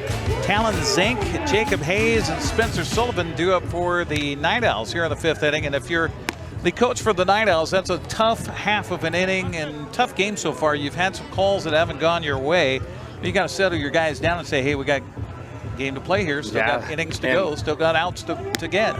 And you know, Easton Brooks has been throwing very well for us, and at the same time, Nanaimo's had a lot of opportunities. They've left 8 guys on base, and that right there is probably going to be the thing that their coach would probably focus on the most. We've got to execute, and they're not doing a very good job of executing with runners on base. They're getting them on, getting them over, but they're not getting them in, as they say. Talon Zink is 0 for 1. He was hit by a pitch in the 3rd, and will step up here, and the first pitch to him is a little bit inside for a ball. And that was that questionable one that a lot of people did not agree with at our ballpark. It came in tight, and we couldn't tell, if it hit the end of the bat. So says the Sox fans behind home plate. Of course, they're going to say that. Yeah.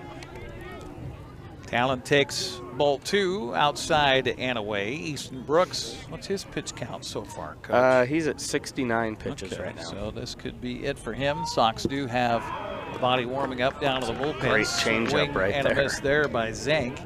The count 2-1 here to the sophomore from Everett Community College. If you look them up online, you go to the websites, you look at the rosters. When they have the year for the individual, that is the year they're going into. Right. Yes. Swinging a foul back here by Zink, so the count goes to 2-2. So he's got one more season ahead at Everett Community College and trying to make a name for himself here in the summer in the West Coast League.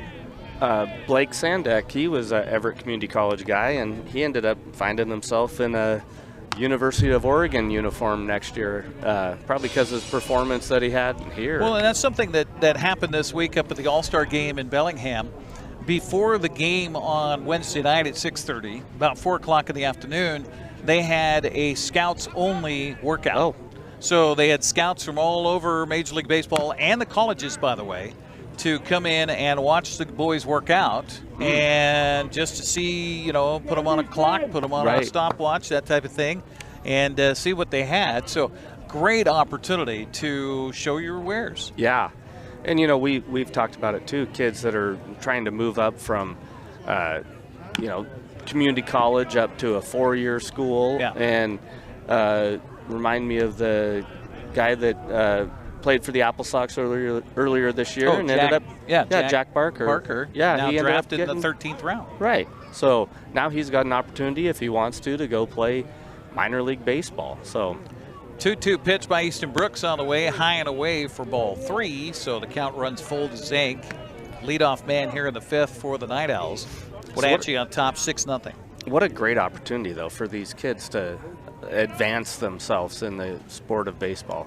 It's pitch here swung on and hit hard, and that's going to get down for extra bases, go all the way to the fence, and digging it out is Ji-Hee Lee after a stand-up double by Talon Zink. Well, I told you before the game, and I told you as he got up for the first time, he's a guy that can cause some damage. And a leadoff double here for Nanaimo, and that's exactly what the Night Owls were looking for, is to get somebody on the base paths and try to break that scoreless side of the scoreboard for them right now. Yeah, and hopefully Easton can come out and walk the tightrope again. Yeah, create some magic and who is that? Was it Nick Walenda, who's the tightrope walker from the Walenda family that did the tightrope walk across the Grand Canyon? I'm not sure on that one. So that's crazy, those. Oh yeah, absolutely. Jeez. But I mean, doing his own Walenda version here, rather than Houdini, is Mr. Easton Brooks. 0-1 to count to Jacob Hayes, who fouls off the first pitch. Runner behind Brooks now at second base. Nobody out here in the top of the fifth. Pitch on the way, swung on a missed. Fooled him on that one at the count 0-2. Well, Jacob Hayes is one of the 7 strikeout victims at the hand of Easton Brooks here tonight. Easton came in to the game with 16 strikeouts to 9 walks. He's helped that ratio quite a bit here tonight. Yeah, he has. 0-2 the count. He'd love to get a strikeout here. Peeks over his shoulder at the runner at second. Pitch on the way, barely getting a piece of it. In fact, it didn't go any further than bouncing off the plate and coming up into the hand of the batter, Jacob Hayes. Now, that's an interesting one, but it looked like it bounced and hit him first, and then he caught it. Because you saw that in the All-Star game where the final ball, out and the bottom of the 9th inning? Yeah, where it literally we just talked about that here our last game. Yeah. On spinning balls. This pitch swung on and hit in the air to center field. And Zank is tagging from second, but he does not have all the speed in the world, and a good arm out there by Philip Chung. And Zank will hold on the fly out to center. Good job. On that one, you could see where he got behind the ball and came through it, and so gave the runner no opportunity there to. And that's the key for youngsters. When you watch your favorite professional outfielder, watch how they set up on those fly balls. If they're not having to sprint for it, if they can really find their feet, get to a spot, and then come forward on the ball, and especially come forward on the ball to the base or plate where they want to throw it after they catch it. Yeah, they have a little bit of momentum. It's huge. Get the crow hop in as they're catching the ball. Spencer Sullivan takes the first pitch from Easton Brooks for a ball. 1-0 the count to Spencer, who's struck out twice so far tonight. So Brooks has had his number. Easton throws this one in for a strike, and the count even at 1-1 strike to Spencer Sullivan. DH came in batting .313, but so far 2 big strikeouts on the night. Yeah, we could really use another one right here, couldn't we? 1-1, pitch on the way, curveball in there for a strike, and a count, a ball and 2 strikes. He's not real happy with that pitch, but it hit the outside corner of the plate, so got to protect if you're him. But hopefully he'll fish for one that's out of the zone. And Pedro Quero behind home plate with his block it up job at hand. Pitch on the way, swung on and a fly ball down the right field line. That's a base hit. Zank's going to round third, and he's going to score. And goose egg off the board for Nanaimo. It's now 6-1. That's a good piece of hitting right there. Behind in the count and got out in front of that pitch from Easton Brooks. So the first run allowed by Easton here in the ballgame comes with 1 out in the 5th. Puts a double play on. Maybe, we'll be positive that's what he's looking for. Right? Yep. There you go. Brings up Brock Worthgen. Worthgen's 0 for 2 with a couple of pop-outs. So he lined out to first then popped out to the second baseman. Yeah, that first at-bat, he hit that one pretty hard. Yeah, he did. Pitch on the way to him, swung on and hit hard again, and this is going to be caught in left field. Boy, I'll tell you, Jihi Lee's been a busy guy out there. Yes, he has. Caught quite a few line drives at him, hasn't he? So 2 outs in the 5th brings up Ryder Florence. Florence is, oddly 1 for 2 tonight. His first at bat, he grounded out to second. His second at bat was a line drive that bounced off of the pitcher, Easton Brooks, and then dribbled in foul territory. Yeah. sounded like it hit off his foot. Yeah, I think it was shoe leather there. First pitch swung on and hit off the end of the bat. Oh, nice play by Easton Brooks out there. Good hands. And he will toss it over to the bag for the out. 1-3 on the putouts. And again, another runner stranded, but they do get one in. So as we head to the bottom of the fifth, it's 6-1 Wenatchee on top. You're watching West Coast League Baseball on the NCWLIFE Channel. There's no place like home, because home is where we're totally comfortable. It's where we can be ourselves and let our guards down.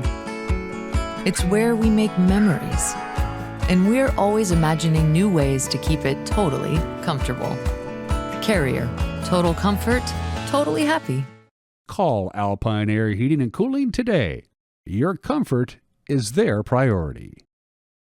Tacos Chava has something new. Customers at Tacos Chava say it's the best Mexican food around. Nachos, enchiladas, tortas, ensaladas, and introducing camarones in many styles. You'll love the fresh salsa bar with so much selection. Are you ready for Tacos Chava? Find them at 2 great locations, the Wenatchee Valley Mall and Eniat.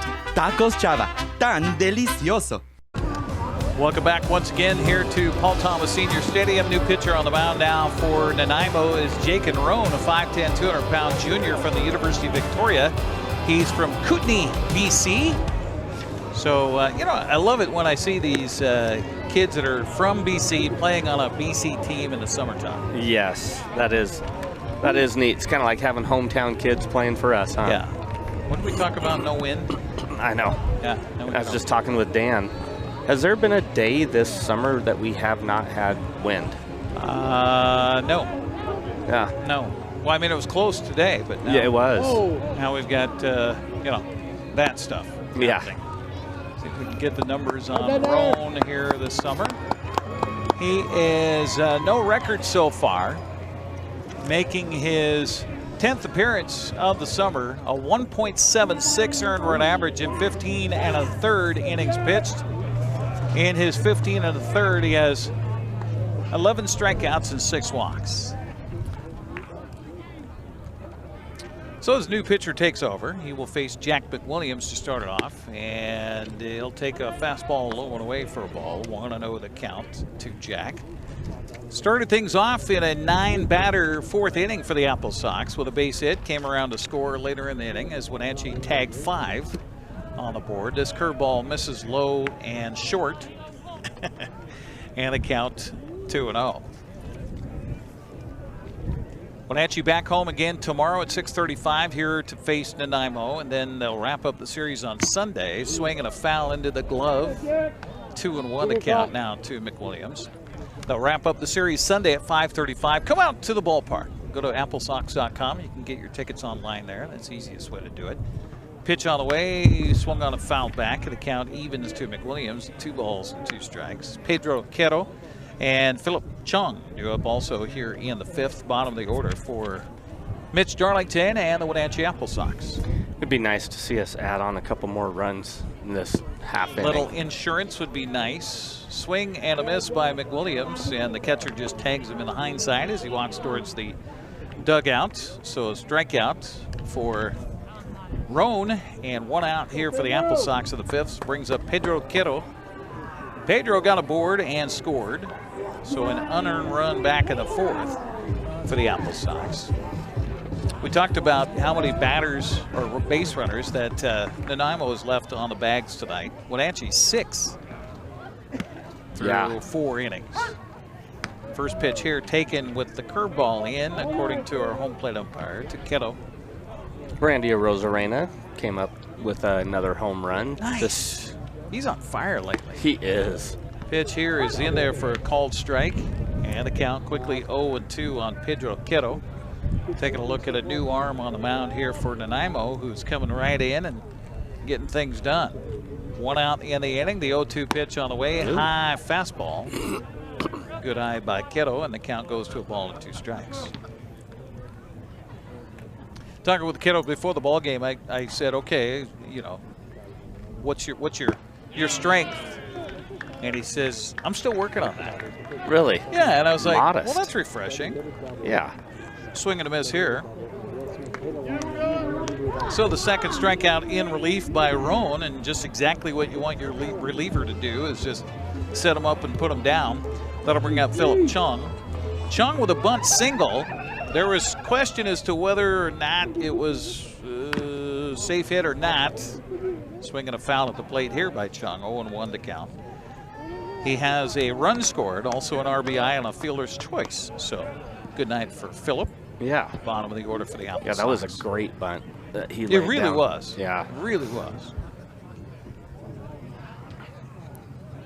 The 0-1 pitch on the way is in there for a strike, and the count 0-2. I'm impressed with Mr. Jake and Roan so far. Yeah, he's done a good job coming in and throwing strikes. He's not overpowering anybody, but when he goes 71 miles an hour, 71 miles an hour, and then comes back with an 87 mile an hour fastball. Curveball here. I didn't know if the catcher was asking for an appeal. There wasn't even a check swing on that. I think he was just telling his pitcher, nice job. 1-2 the count. Pitch on the way. Swung on and missed. And how about There's Mr. that Roan? 86 mile an hour fastball. He strikes right there. out the side for the AppleSox. To the 6th inning we go. Sox on top, 6-1. You're watching West Coast League Baseball on the NCWLIFE Channel.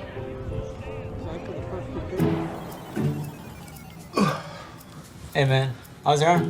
Getting better, actually, thanks. Did they give you anything for pain after surgery? Because I think I may have some left over. Nah, that's all right, man. Actually, me and my doctor talked about not sharing prescriptions, and that ibuprofen's a good option for me. The risk of addiction, it's not worth it. Makes sense. Take the next step. Don't share your prescriptions, and talk to your friends about the dangers of opioids. At Kennedy Group, we understand that buying and selling is more than a transaction, and it's more than just a house. This is where you will gather with friends and family, and where a lifetime of memories will be made. But buying a home is more than memories. Oftentimes, it's your biggest financial decision. The agents at Kennedy Group understand this and provide real estate advice based on your goals and dreams.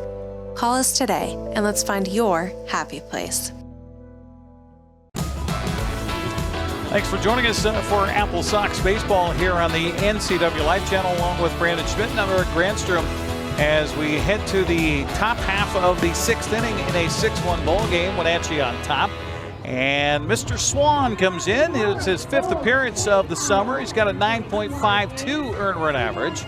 Has a couple of strikeouts, no walks. You always like to see that. 5 2/3 innings thrown so far by Mason Swan, a 6-foot, 185-pound sophomore at Cal State Fullerton. This is a typical West Coast League product where probably didn't get a chance to pitch much, didn't get a chance to play much this past year, and come to Wenatchee, come to the West Coast League, get some innings and get some work.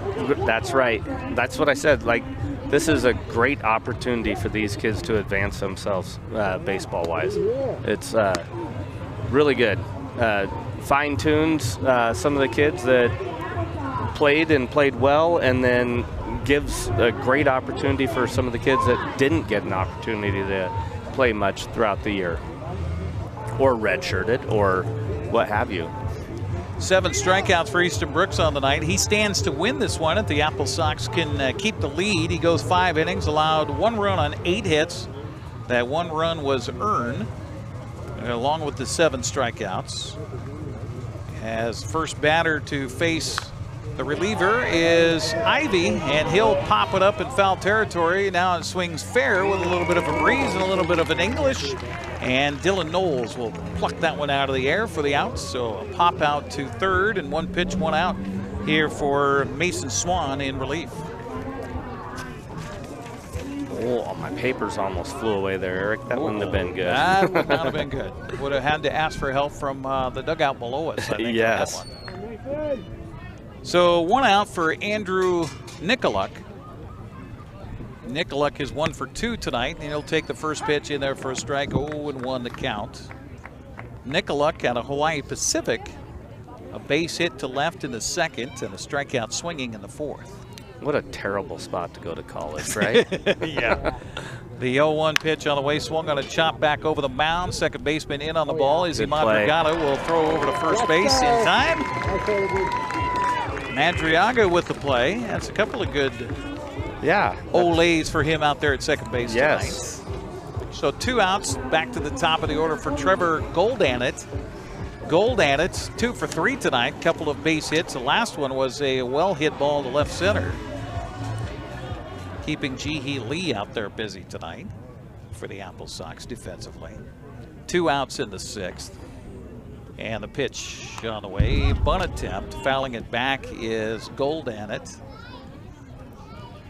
Coach, you're a little more familiar with the colleges. I assume that the helmet he's wearing is his college helmet from Long Beach State. You know what's funny is I was just about ready to say something. There's a lot of kids that are on Nanaimo's team that are wearing their college helmets, where the AppleSox provide helmets for most of the kids, but Adam Haight's wearing his Oregon State helmet tonight, but he's fresh to the team, so you know, could have ran out of helmets by then. Or I mean, when I played football in college, I had a fitted helmet. I know they do that all over the place now for football helmets. Are they doing that for batter helmets too? They're different sizes, right? You'll have your small, mediums, larges, extra larges. Yeah, and then when you get to the nicer helmets, they're probably going to go like 2 or 3 hat sizes that would fit a guy. So how about this in relief for the AppleSox? Mason Swan goes 1, 2, 3 on a ground out, 3 unassisted, and we'll head to the bottom of the 6th inning here in Wenatchee with the AppleSox leading at 6-1. It's West Coast League Baseball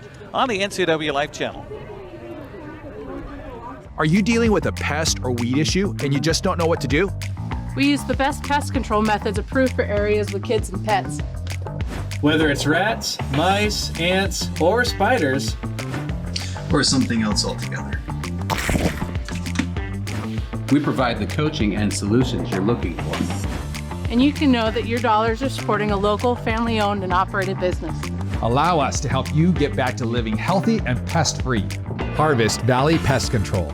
Apple Valley Honda is bringing the future of driving to you. Introducing the all-new, all-electric Honda Prologue EV. Say goodbye to gas stations and hello to a whisper-quiet ride and zero emissions. The wait is over. Finally, a local option for a quality EV from a brand with a track record of exceptional quality and reliability. Experience the Honda Prologue EV for yourself at family-owned Apple Valley Honda. Stay close to home and visit us at Apple Valley Honda today for the life you live. Coverage of AppleSox baseball on the NCWLIFE Channel brought to you in part by Harvest Valley Pest Control, living healthy, local, and pest-free. You can rest assured Harvest Valley Pest Control uses kid and pet-safe material around your home or office. Call Harvest Valley Pest Control today for your free estimate at 509-423-2207. Also by Global Car Care, your vehicle is their #1 priority. Diesels and European cars are their specialty. Pickup and drop-off available too. Stop by their website at globalcarcare.net. Here we go. Bottom of the 6th, first pitch. Low for a ball. 1-0 the count to Adam Haight. Top of the order for Wenatchee. Adam is 1 for 3 tonight with an RBI and a run scored. Pitch to him, swung on, popped up and out of play, and the count quickly 0-2. I've been impressed by Jake and Roan. Came in relief for the Night Owls and retired Wenatchee in order. In fact, struck out the side in his first frame in the 5th. He threw a lot of pitches. 13, which is a really good number actually for 3 batters. Yeah. Pitch here misses low for a ball. But if you're going to strike guys out, you got to throw lots of pitches. That's where Randy Johnson was a guy that would throw a ton of pitches because he struck a ton of people out. 1-2 count. That ball's hit well. Bell hit to the gap in right center and flagged down by the right fielder. On the run was Raul Fabian Jr. showing his speed out there. 1 out here in the 6th. That'll bring up Cade Martinez. That was really well struck right there. 95 miles an hour for the exit velo. And that kid's is reading it well off the bat. Yes, he did. Simple as that. I mean, he's got speed, obviously. But aside from that, just being able to put yourself in motion, if you know where that ball is off the bat, it certainly helps. Cade Martinez squares to bunt. It's been a tough night for Cade at the plate so far. He's 0 for 3 now. Yeah, but he smoked that ball. Oh, he did off the pitcher. So Pitch on the way. Curveball is in there for a strike at the count 0-2. I'll tell you what. Yeah, Jake, and he goes after him, doesn't he? The two pitchers for Nanaimo, I mean, even though that Boyce got in trouble in that 5-run fourth inning, pitch here swung on a chop to the shortstop. He'll field it on a hop throw, a little high and off the bag, but out at first on the stretch over there by Jacob Hayes on the throw from Nicoluk. Is Martinez out, 6-3 on the putout. So 2 outs here in the 6th, brings up Evan Cloyd. But their abilities to throw these off-speed pitches and just find a strike zone has been impressive. Yeah, they're not overpowering with speed, but like you said, their off-speed pitches are pretty good. This pitch misses high, and that's, I think, what is that, the first batter that in relief Roan has fallen behind? He fell behind to Adam Haight, too. Oh, he did? Yeah. Okay. All right. Yeah. 1-0 count here to Evan, and he's hit again. Third time tonight. Third time tonight. Evan Cloyd is hit by a pitch. Up that on-base percentage. So 1 aboard for the AppleSox with 2 outs, and he did try to twist out of the way of that, but also he's standing on the plate. Yes, he is. And you know what? Like I said, if you're going to give up your body for the team, that's a team player right there. So a runner aboard for the AppleSox brings up Izzy Madriaga, who's 1 for 3 tonight with a line out, a pop out, and an RBI single. First pitch to him here is a good frame by the catcher, but ball called. 1-0 the counts. Brock Worthgren behind home plate catching here for the Night Owls as they have another right-hander starting to warm up down in the bullpen. This pitch is a fastball inside corner for a strike, and the count 1-1 to Izzy. Ooh. Now, Coach, I know you have TrackMan over there, and we're not referencing the strike zone.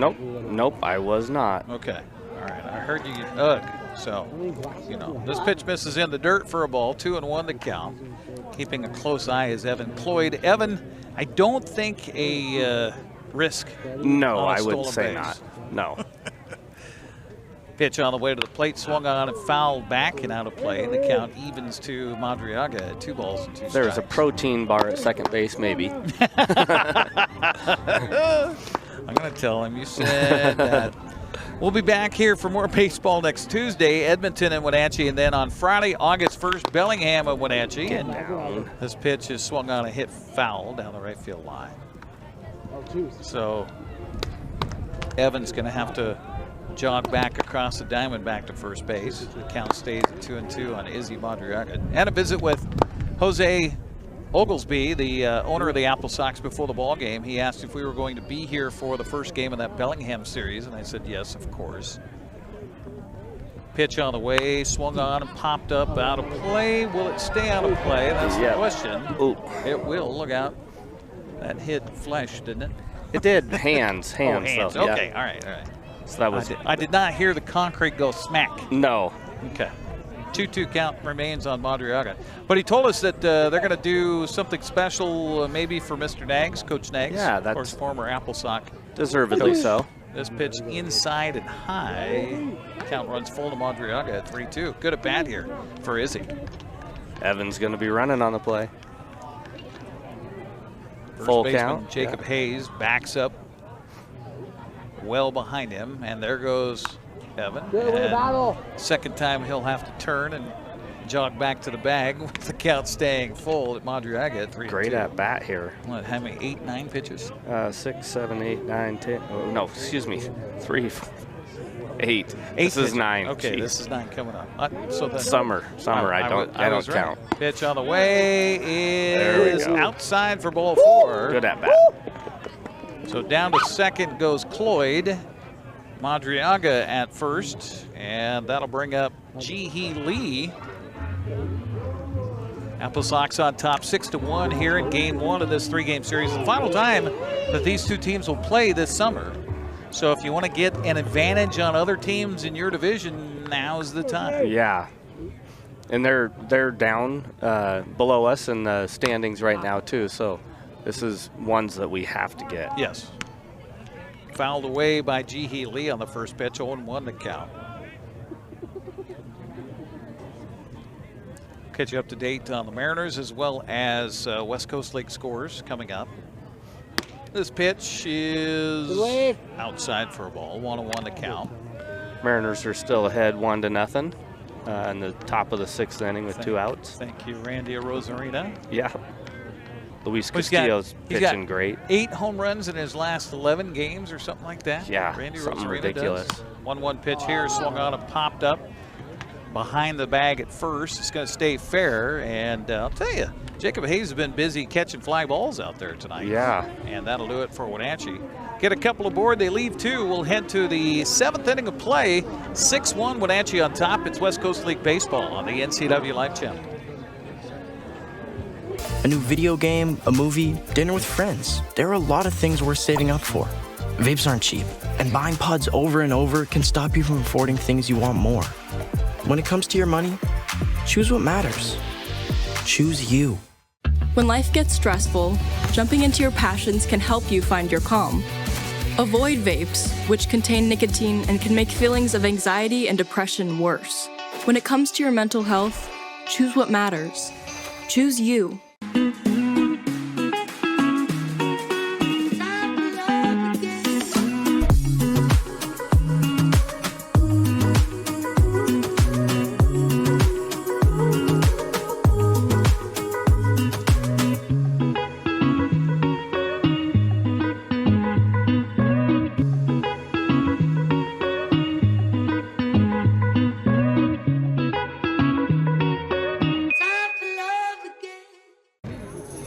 Coverage of AppleSox baseball on the NCWLIFE Channel brought to you in part by Coldwell Banker Cascade Real Estate. For all your real estate needs in Central Washington, call 509-888-8887. That's 509-888-8887. Also by Biosports Physical Therapy, Aqua Therapy, Sports Biomechanics, Orthopedic Physical Therapy, Orthotics, all you need to keep moving. Find them online at biosports.net, open Monday through Friday, 7 a.m. to 7 p.m. Along with Evan. I'm thinking about somebody out there. Yeah. I'm not sure. Along with Brandon Schmitten, I'm Eric Granstrom on the NCWLIFE Channel. Evan Cloyd. Evan Cloyd, you want I to guess. hit me or yeah, what? I know. Did I make you mad, Eric? Raul Fabian Jr., Talon Zank, and Jacob Hayes do appear in the top of the 7th. You know, Evan's been hit 3 times. That's why I asked. Hey, oh, yeah, no. Yeah. Nope. I'm not coming in high and tight on you there. Good. Let's get you up to date on some other scores. Bottom of the 6th inning, Marion Berries and Walla Walla now tied at 4-4. That's at Chemeketa Stadium. Pitch fouled back and count even at 1-1 to Fabian. Portland is trailing at Yakima Valley 6-4. It's been a tough season for the Pippins. Kelowna at home tonight, top of the 7th, leading Port Angeles 6-2. They were behind 2-0 at one point in that game. Springfield and Corvallis tied at 4-4. Strike 2 called here. That one's in the bottom of the 4th. Top of the 7th, Bellingham is trailing Victoria at home tonight, 6-0. Victoria's on a tear in the second half, aren't they? 10-4 so far in the second half, trying to go to 11-4 here tonight at Bellingham. Pitch here swung on and hit hard but foul down the right field line. I was almost far away. Kelowna is leading at home tonight, top of the 7th against Port Angeles, 6-2.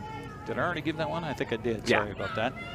Bend and Cowlitz, the Black Bears have come back. That's only in the bottom of the 4th. It's 7-6, high-scoring one there. And in the bottom of the 7th inning, it is Edmonton leading Kamloops 5-3. So another strikeout here in relief by Mason Swan. Actually, that's his first strikeout in relief. One out here in the 7th. That brings up Talon Zank. Well, Zank doubled in the 5th and scored on the RBI single by Spencer Sullivan. That's all the scoring here tonight. If you're just joining us, Wenatchee got on the board in the 2nd on an RBI fielder's choice by Philip Chung to score Ji-Hee Lee. Made it 1-0. Wenatchee in the bottom of the 4th brought 9 men to the plate, scored 5 runs on 4 hits. And captured the lead at that point, 6-0. But then in the 5th inning, Nanaimo scored their only run on that leadoff double by Zink and then the RBI single by Spencer Sullivan. That's where we are right now here in the top half of the 7th inning with a count 1-1 on Talon Zink. Pitch to him. Fastball misses high for ball 2. Again, Mason Swan relieving Easton Brooks, his 2nd inning of work in relief here for the AppleSox tonight. Lights are on at the ballpark. The field in shadows now. This pitch is a strike called. I think the umpire was wanting to ring him up for 2 strikes. I think he kind of got ahead of himself a little bit. We're all human. Such a good pitch that he wanted to give him 2 strikes for that one. That was a great pitch. 2-2 count here on What Zink. a nice guy behind the dish. Swan ready, and the left-hander's delivery is barely missed for ball 3. It's a good spot. Since he wanted to ring him up on strike 2, maybe he was thinking, okay, this one I'll give. Yeah, he felt bad for the hitter on that one. 3-2 pitch, swung on and hit in the air, and that's going to dive in for a base hit in front of Adam Haight out there. So a 2-hit night for Mr. Zink. And with a 1 out, 1 aboard, that brings up Jacob Hayes. That was a good piece of hitting there, right, by Zank. No wonder why he's one of their better hitters. Yes. 292 hitter. He was an all-star for the Night Owls. Came through with a big hit on Wednesday night in that win for the North over the South. 5-2 or 5-3 the final score. Pitch on the way is a fastball missing away. Well, I'll tell you that Swan can bring it a little bit. Yeah, he really can. I don't know if that was a pitch out necessarily. Could have been. I don't know. Got a new catcher for the AppleSox. This is his first game in an AppleSox uniform. Pitch on the way to the plate is in there for a called strike, and the count even at 1 ball and 1 strike on Jacob Hayes. Again, Pedro Quero, who is out of Spokane Falls Community College, heading for Corpus Christi. Yes. Texas A&M Corpus Christi. Yep. Right on the ocean. 1-1 pitch, swung on, look out. That's going into the dugout below us, and the count of ball and 2 strikes. Again, these 2 teams will play 2 more games this weekend coming out to the ballpark. I'll tell you, this turned out to be a great crowd here tonight. Got a beautiful night for it, too. My it's goodness. a night for Tibetan Dentistry. I know they're cooking some food over on the first base dugout side. So that's what we were talking about. Normally we've got the barbecue set up that's behind us, but today, great pitch right there. Oh man, out in front of that off-speed pitch was Hayes. Count stays at the ball and 2 strikes. So we've got kettle corn here tonight, and cotton candy. It's unique kettle corn, by the way. It's I don't know if that's the brand name or what, but it says unique kettle corn. Got some cotton candy behind us. Yeah. Freshly made. Killing me, Smalls. The 1-2 pitch on the way goes all the way to the backstop. Running for first goes and down safely. Just on the bit outside. Wild pitch is Zink. And we talk about that here. The distance between home plate and the backstop is not very far. I call it a short porch. And, but you got Ketto, who's playing for the first time here at Paul Thomas, probably. I don't know, Spokane Falls, they may have come here. Yeah, they would have. Played. Yeah. The 1-2 pitch on the way, swung on and missed. Another strikeout. First time coming here as a good guy, though. Yes. Right. And I'm sure much better weather to play in than in the spring in the Wenatchee Valley. It can be a little interesting at times. Bitter in the cold. spring. Oh my goodness. You always wear 3-4 layers. Well, and I know you're a big fan of mechanical pencils and being able to erase your work. Every high school in north central Washington, their schedules are always in pencil in the spring because things change. Yeah, but I coached on the other side of the mountains for a little while too, and I tell you, those always changed. Want to know the count to Sullivan here, who's 1 for 3 tonight, a couple of strikeouts and a base hit and an RBI. This pitch is in there for a strike. Yeah, that was always interesting. Where'd you coach on the west side? Lake Stevens. Oh, okay. Yeah, and Montesano. I coached and taught in Montesano for 1 year. Okay. Was that right out of college? Yeah, 100 Okay. days straight of rain, and there was 100 inches of rain that year. Swing and a foul back, ball. I Yeah, assume, foul tip. and the count goes to a ball and 2 strikes. That was crazy. So Lake Stevens are the Vikings. Yep. Right? Montesano Montesano is, they're not the Clam Diggers or No, something like that, are they? Nope. Montesano Bulldogs. Bulldogs. Yes. I Crimson think- and I gray, think the and they Bulldogs have is, the. has to be the #1 mascot You would think, huh? across the country. Oh, nice pitch. And Oh my goodness, that was a good ball pitch. 2 They've been calling that to all night. Sullivan. Not 2 now. and 2. Really? The count. Much to the We know he won't, but Chagrin. chagrin of our that's fan a behind Picasso home that's plate. painted. 2-2 count to Sullivan. And here comes the pitch on the way by Swan. Swung on a hit hard. good and play by good Cade play by Martinez there. Martinez. That shows you right there why he was an all-star for the West Coast Leagues North, as he gathers that one up, and that was not an easy play.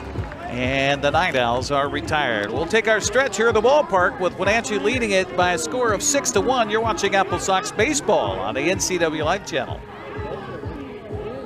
You trust the same doctor for your health and the same dentist for your smile. Trust Global Car Care to keep your vehicle running strong. We track your car's history so it gets the right care at the right time. With our 3-year, 36,000-mile warranty on parts and labor, you'll drive away with confidence. Global Car Care, your automotive experts. We service all makes and models, but specialize in Sprinter vans, Mercedes, Audi, Volkswagen, and BMW. Call or visit us today. Now's the time to get a great deal on taking care of your property. You need the #1 selling subcompact tractor in the U.S. so you can do it all and do it right. Z-Series mowers that deliver a quality cut, and Sidekick utility vehicles where durability meets speed. Right now, bring home select Kubota equipment with 0% financing available or save up to $2,500.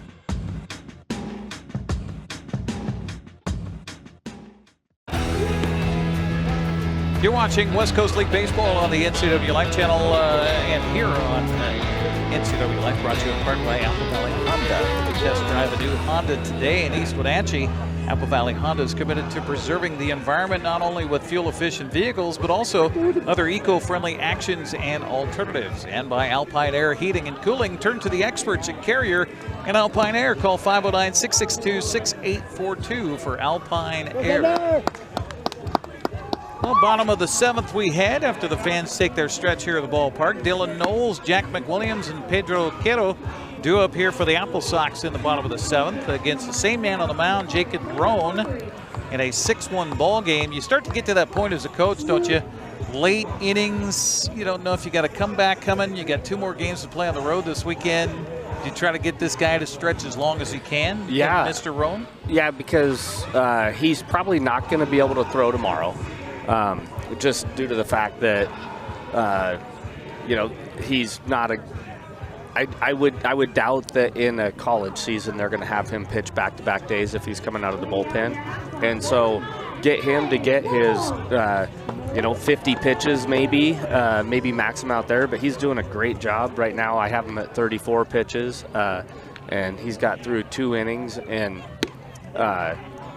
he's got his stuff going. So why bring him out right now, that's right? True. 3rd inning of relief here for Jacob Roan. Is a swing and a miss by Dylan Knowles on the first pitch here at the bottom of the 7th. And he's not a guy that throws exceptionally hard, so it's a little bit easier on the arm, too. Goodness, that was low, but strike called, and the count quickly 0-2 on Knowles. Yeah, a guy like that can give you a lot of pitches. Yeah. Because he's not stressing himself. Right. 0-2 count here, and the pitch on the way bounces in. That's a ball. If there was, any question on that one. Question about that.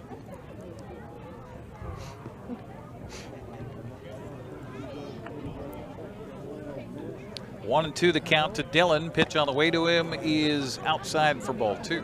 Yeah, I say that he doesn't throw real hard, but he sneaks in that fastball, and it makes it look so much faster than what it actually is, due to the fact that his off-speed pitches are so good. There were did a great job. I mean, the pitchers in the All-Star game only went an inning for the starters. That ball just barely foul. But they did a great job looking at, was it Paul Skeens showing his arm angle? Yeah. And just how impossible it was to pick up that ball. Yeah. And he's throwing 100 and something miles an hour, too. Yeah.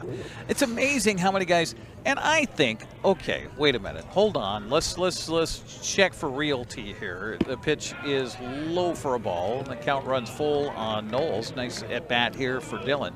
But I think the equipment today is much better than it was back in the 80s when they first started using radar guns and stuff like that.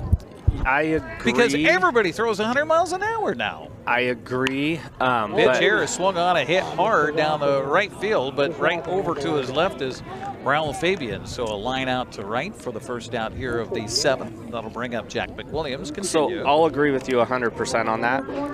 But the fact is, you say equipment is better now, and so is the training, so is the nutrition, so is everything that comes along with it. And the Major League Baseball is different. Yeah. The tread, the stitches are different.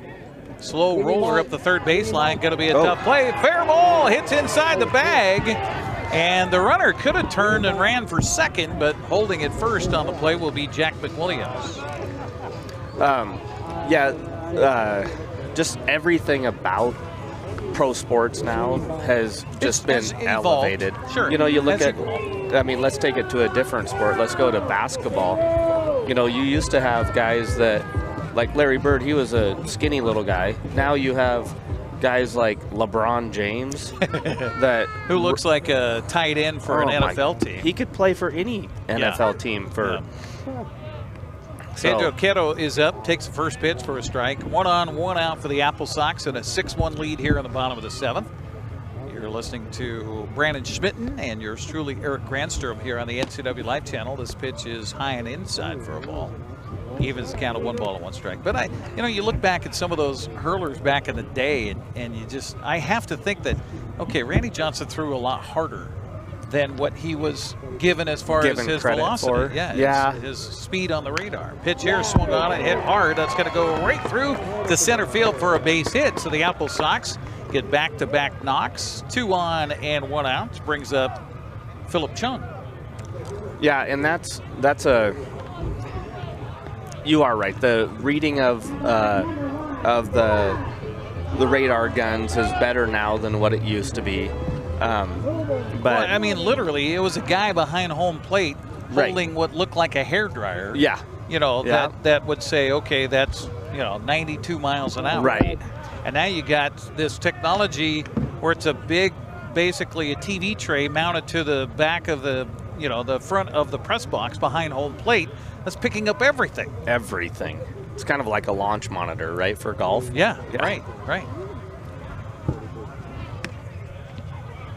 Pitch here is a called strike to Philip Chung. Just give up at this point. The count evens to Chung at 1 ball and 1 strike. So I wish, I'm sure there's a way to take old video of some of those hurlers back in the day and put it to some sort of modern giznology and go, well, actually, he was listed as a 95-mile-an-hour fastball thrower, but we've run it through our computers, and actually he was about 101. Right. Or something like that. And that could honestly be pretty easy to do if they can break it down to the millisecond, which they would be easy to do, you would think, right? Because you take the film and just time how long it takes to get from his hand to the catcher's glove and measure the distance, then you'd have your miles per hour there. Philip Chung strikes out swinging, so back to the top of the order for Adam Haight here for the AppleSox. 2 aboard, 2 down now for Wenatchee, and a 6-1 lead. Pitch on the way to him, swung on, there we hit go. the air to left field. That's going to get down, and extra could score 2. 1 run is in. Mitch is waving the arms. 2 runs are in, and into third base with a head-first slide and a 2-run triple for the AppleSox's Adam Haight. That was a great piece of hitting right there in a very rare spot to hit a triple. Straight down the left field line, because it's the shortest throw. But great job. And that ball kind of trickled over as far as it could possibly go to the left there. So a good piece of hitting there for Adam Haight. Brings 2 in with 2 outs, and Cade Martinez now steps up with a runner 90 feet behind his left pocket, and he'll swing at the first pitch, drill it into center field, and Cade is off the schneid, and walking home on the play is Adam Haight, and 3 runs are in. AppleSox stretch it to a 9-1 lead. Yeah, he got his much deserved base hit there, didn't he? Boy, he's been, unlucky here tonight for the AppleSox. And that brings up Evan Cloyd. We'll see if he gets hit again or can get a hit. Well, he has a sacrifice fly and an RBI, and he's been hit by 3 pitches tonight. Cloyd steps up, and oh, look at that. He swings and fouls one off. 0-1. He's going to do everything in his power to not get hit. Yeah, I think so. He's done his part. Yes. Bottom of the 7th inning, Wenatchee on top 9-1 here in game 1 of this 3-game series. Pitch on the way, low and outside for a ball. 1-1 the count to Cloyd. Hit by a pitch in the first, hit by a pitch in the third, flew out with that sacrifice fly and RBI in the 4th, and then was hit by a pitch again, lasting in the inning in the 6th. So 0 for 0 on the day with 3 for 3 on base.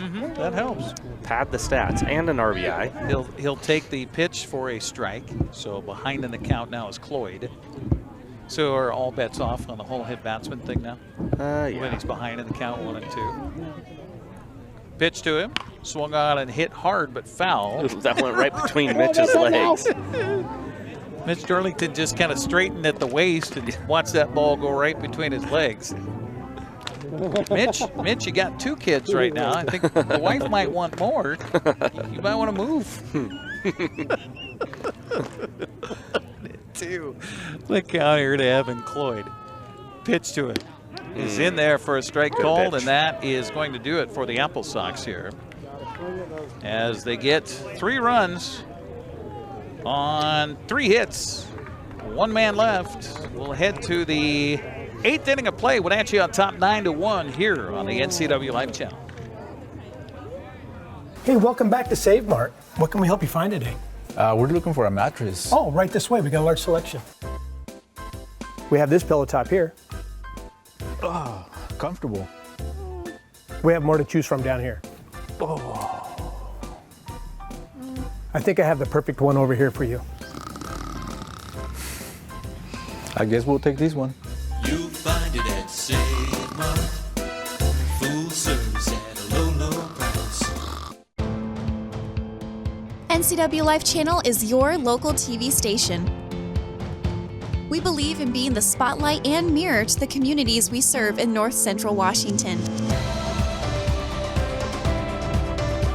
Programming on NCWLIFE would not be possible without our sponsors. Special thanks to our platinum sponsor, Alpine Air. Turn to the experts at Carrier and Alpine Air. Back we are at Paul Thomas Senior Stadium with a new pitcher on the mound for the Wenatchee AppleSox. Andrew Monson will give way, or actually will take over for Mason Swan.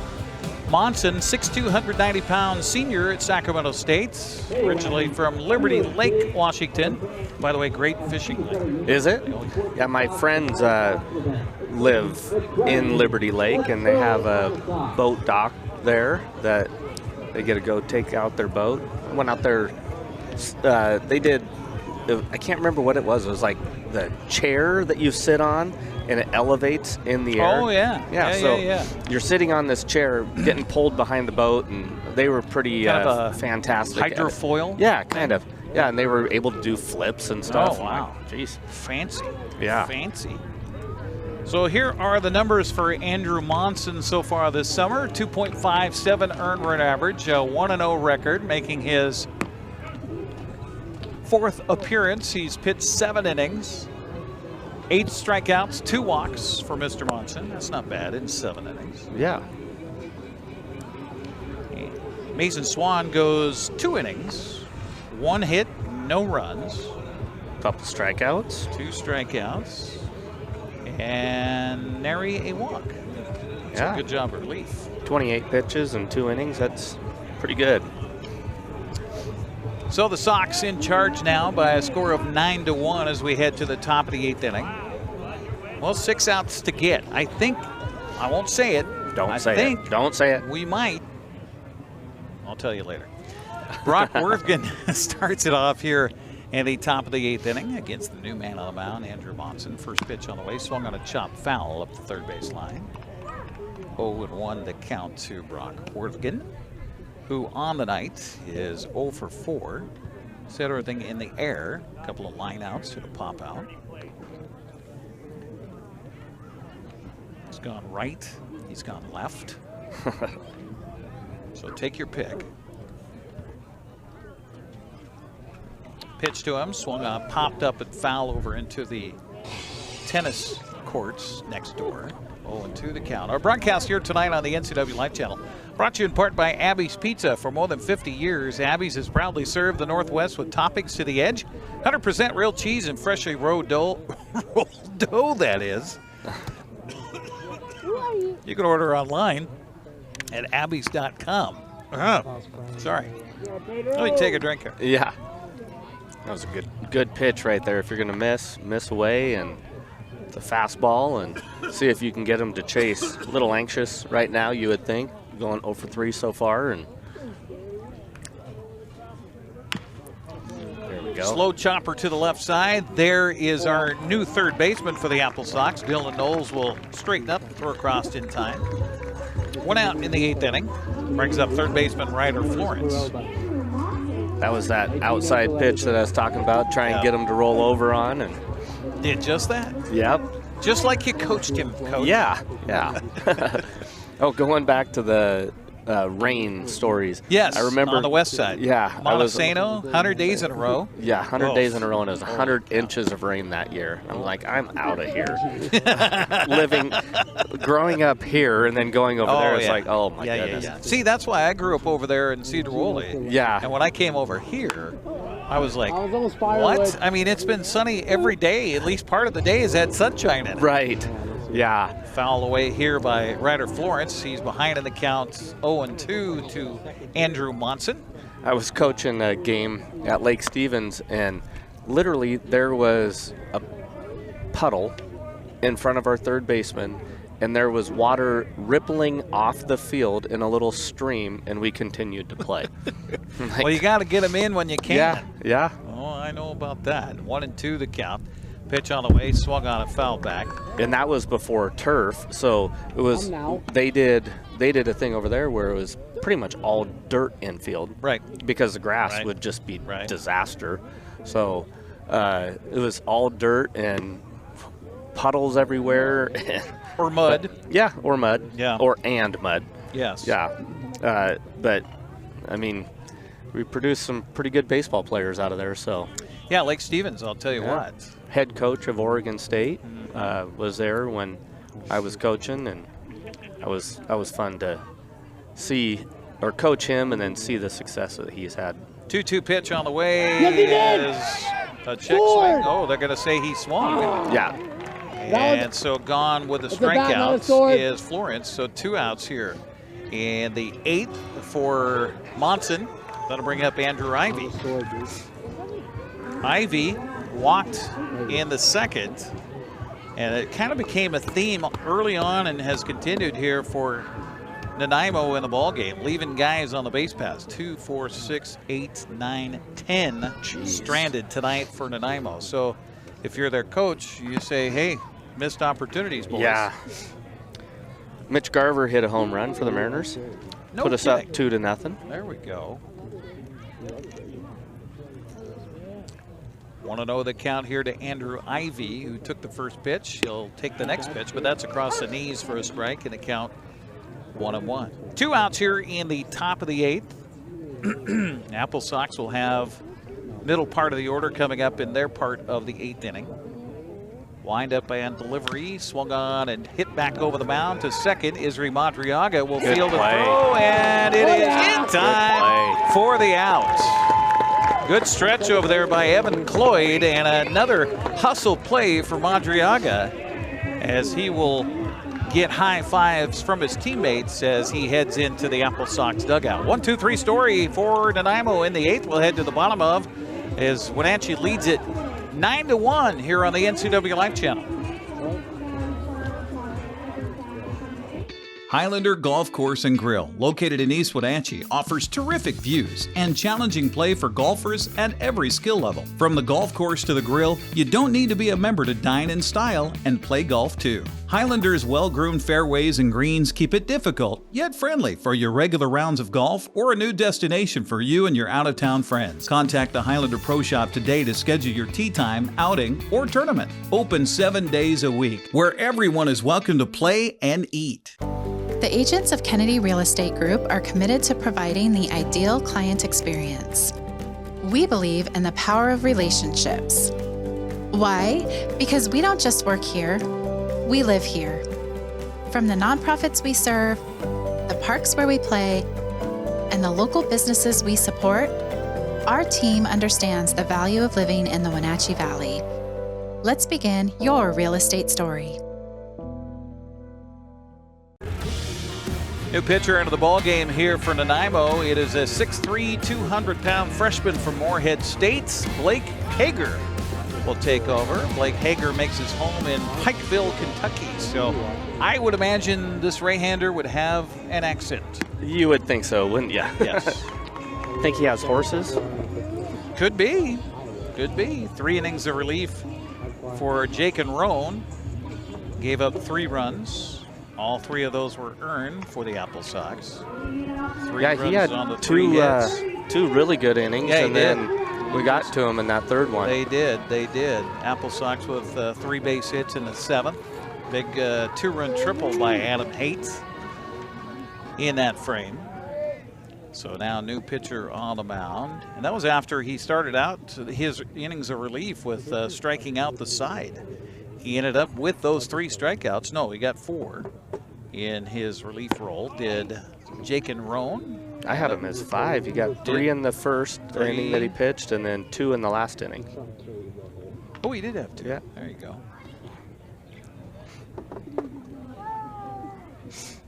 That's a pretty good performance. And otherwise, the 3rd inning that he threw. This pitch swung on and hit hard down the right field line. That's going to get down for a base hit. Rounding first, heading for second is Izzy Madriaga. He'll be in to second and hit for third, and he is going to slide in safely with the 2nd triple of the night for the AppleSox. It's always nice to see a kid come out and have a great play to end an inning and then come back out and have a base hit there. And that was good to see for him.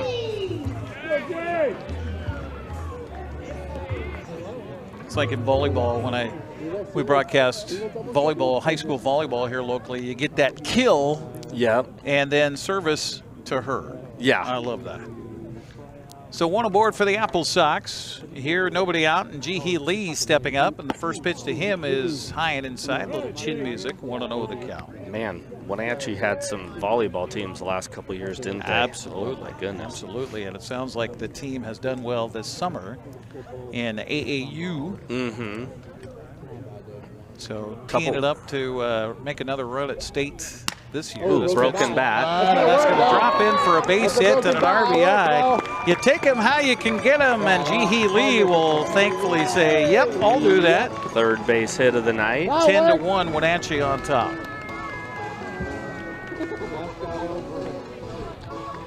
Thing that'll upset him the most is the fact that he broke his bat. Yes, that's an expensive base hit. He's 3 for 4 tonight, is Ji-Hee Lee, so another potential for a little discussion later on. Dylan Knowles now steps up for Wenatchee. Still nobody out, and nobody warming up down in the bullpen here for Nanaimo. First pitch to Knowles on the way. Swung on and hit hard, but right to the 2nd baseman. Double play chance, and he didn't get back to the base. Everybody is safe. The shortstop, Nikoluk, coming at the 2nd baseman, Zank, and Zank's throw was a little bit wide towards left field. Yeah. And that caused Nicoluk to kind of double clutch out there, and just to catch the ball, he had to come off the bag. So that's going to be an error on the throw, I assume. And everybody's safe, nobody out. Brings up Jack McWilliams. McWilliams is having a good night. He is 2 for 4 with a couple of runs. First pitch to him misses for a ball. 1-0 the count. So Blake Hager struggling here in relief for Nanaimo, yet to get an out recorded. Of course, should have had an out right there. Pitch on the way to him is swung on and missed in the count. 1-1. 1-1 here on Jack McWilliams. McWilliams back in the right-handed batter's box as Blake Hager delivers and check swing, but that's going to be a called strike no matter what. The ball and 2 strikes now to McWilliams. Wenatchee and Nanaimo meet here again at Paul Thomas tomorrow night, 6:35 game time, and then they'll wrap it up on Sunday with a 5:35 start time. Pitch here is that one looked pretty good. A little bit low. Good frame by the catcher, Worthkin. But the count evens to McWilliams. 2 balls and 2 strikes. Was that a double for McWilliams back in the 7th? I'm trying to read my own handwriting. I think it was. No, single. Just a single. Yeah. Okay. To left field. McWilliams back and ready. Hager is ready, and the pitch low and away for ball 3. Pedro Quero waiting on deck here for the AppleSox. Had a base hit up the middle his last at bat. Wanting to get another one here, isn't he, Pedro? Yeah, his first hit as an AppleSox. There you go. Congratulations to Pedro. Pitch on the way. Foul back. Staying alive is McWilliams. So our broadcast here tonight on the NCWLIFE Channel brought to you in part by our Platinum supporter, Alpine Air Heating and Cooling in Wenatchee. Turn to the experts at Carrier and Alpine Air. Give them a call today at 509-662-6842. That's 509-662-6842. They're on the web at alpineair.net. 3-2 count to McWilliams, and the pitch is there we go. Ball 4. So that'll load the bases for Wenatchee. So it is up to Hager to finish it up. Well, they got some catcher or somebody getting a little bit loose down there. Okay. A pitcher down there. Okay. Right-hander throwing with the bases loaded, nobody out. 1 run in already for the AppleSox as Pedro Quero steps up. 1-for-3 night for Pedro. He'll take the first pitch in there for a strike and the count 0-1. And the strikes have been hard to come by for Blake Hager here in relief for Nanaimo. Adam Boyce went 4 innings, gave up 6 runs. 5 of those earned on 6 hits. There we go. And hit through the left side for a base hit. Run scores. The AppleSox add to the lead. It's 11-1 now. There we go. Keep on getting them insurance, right? Insurance. First RBI in the career of Pedro Quero as an AppleSox. And that'll bring up Philip Chung. First, we're going to have a discussion on the mound. Again, we'll be back here next Tuesday for Edmonton and Wenatchee. Go get 'em. 6:30 game time with yours truly and Brandon Schmitten here on the NCWLIFE Channel. Then the regular season wraps up for us anyway on August 1st, Friday. Bellingham in town as Ed Nags makes his return to Wenatchee as a manager of a different team. Yeah. For the first time. He was an assistant coach at Corvallis for a number of years after he left Wenatchee, and now has taken over the Bells program. And what did he do? Just led them right to the first half title, and already has the Bells as the #1 seed into the postseason. And so Bellingham at Wenatchee, first of a 3-game series on Friday, August 1st, as the season winds down. 17 games left after tonight's half. Heading into tonight, we're home and half on the road. Yeah, that's getting down to the nitty-gritty, huh? It definitely is. After the conversation on the mound, Chung will step up and he'll swing at the first pitch and miss it. 0-1 the count to Phillip. You know, in high school baseball, we take 2.5 months to play 17 games, and here they're going to play 17 games in, 18 days or something? Yeah, just about. Yeah. That's exactly it. It's kind of like the grind of Major League Baseball. Well, they you play. look at the Mariners before the All-Star break had 17 games in 17 days. Now tonight they're starting a set of 17 games in 17 days. Yeah, that's incredible. That's a grind. 1-1 the count to Chung here. Bases full of AppleSox. Nobody out still here in the 8th inning. And the pitch on the way misses high for a ball. 2-1 the count. Mariners got out of a hairy situation. They gave up 1 run, had a runner at second base, and didn't allow him to score. So it's 2-1 going into the bottom of the 8th.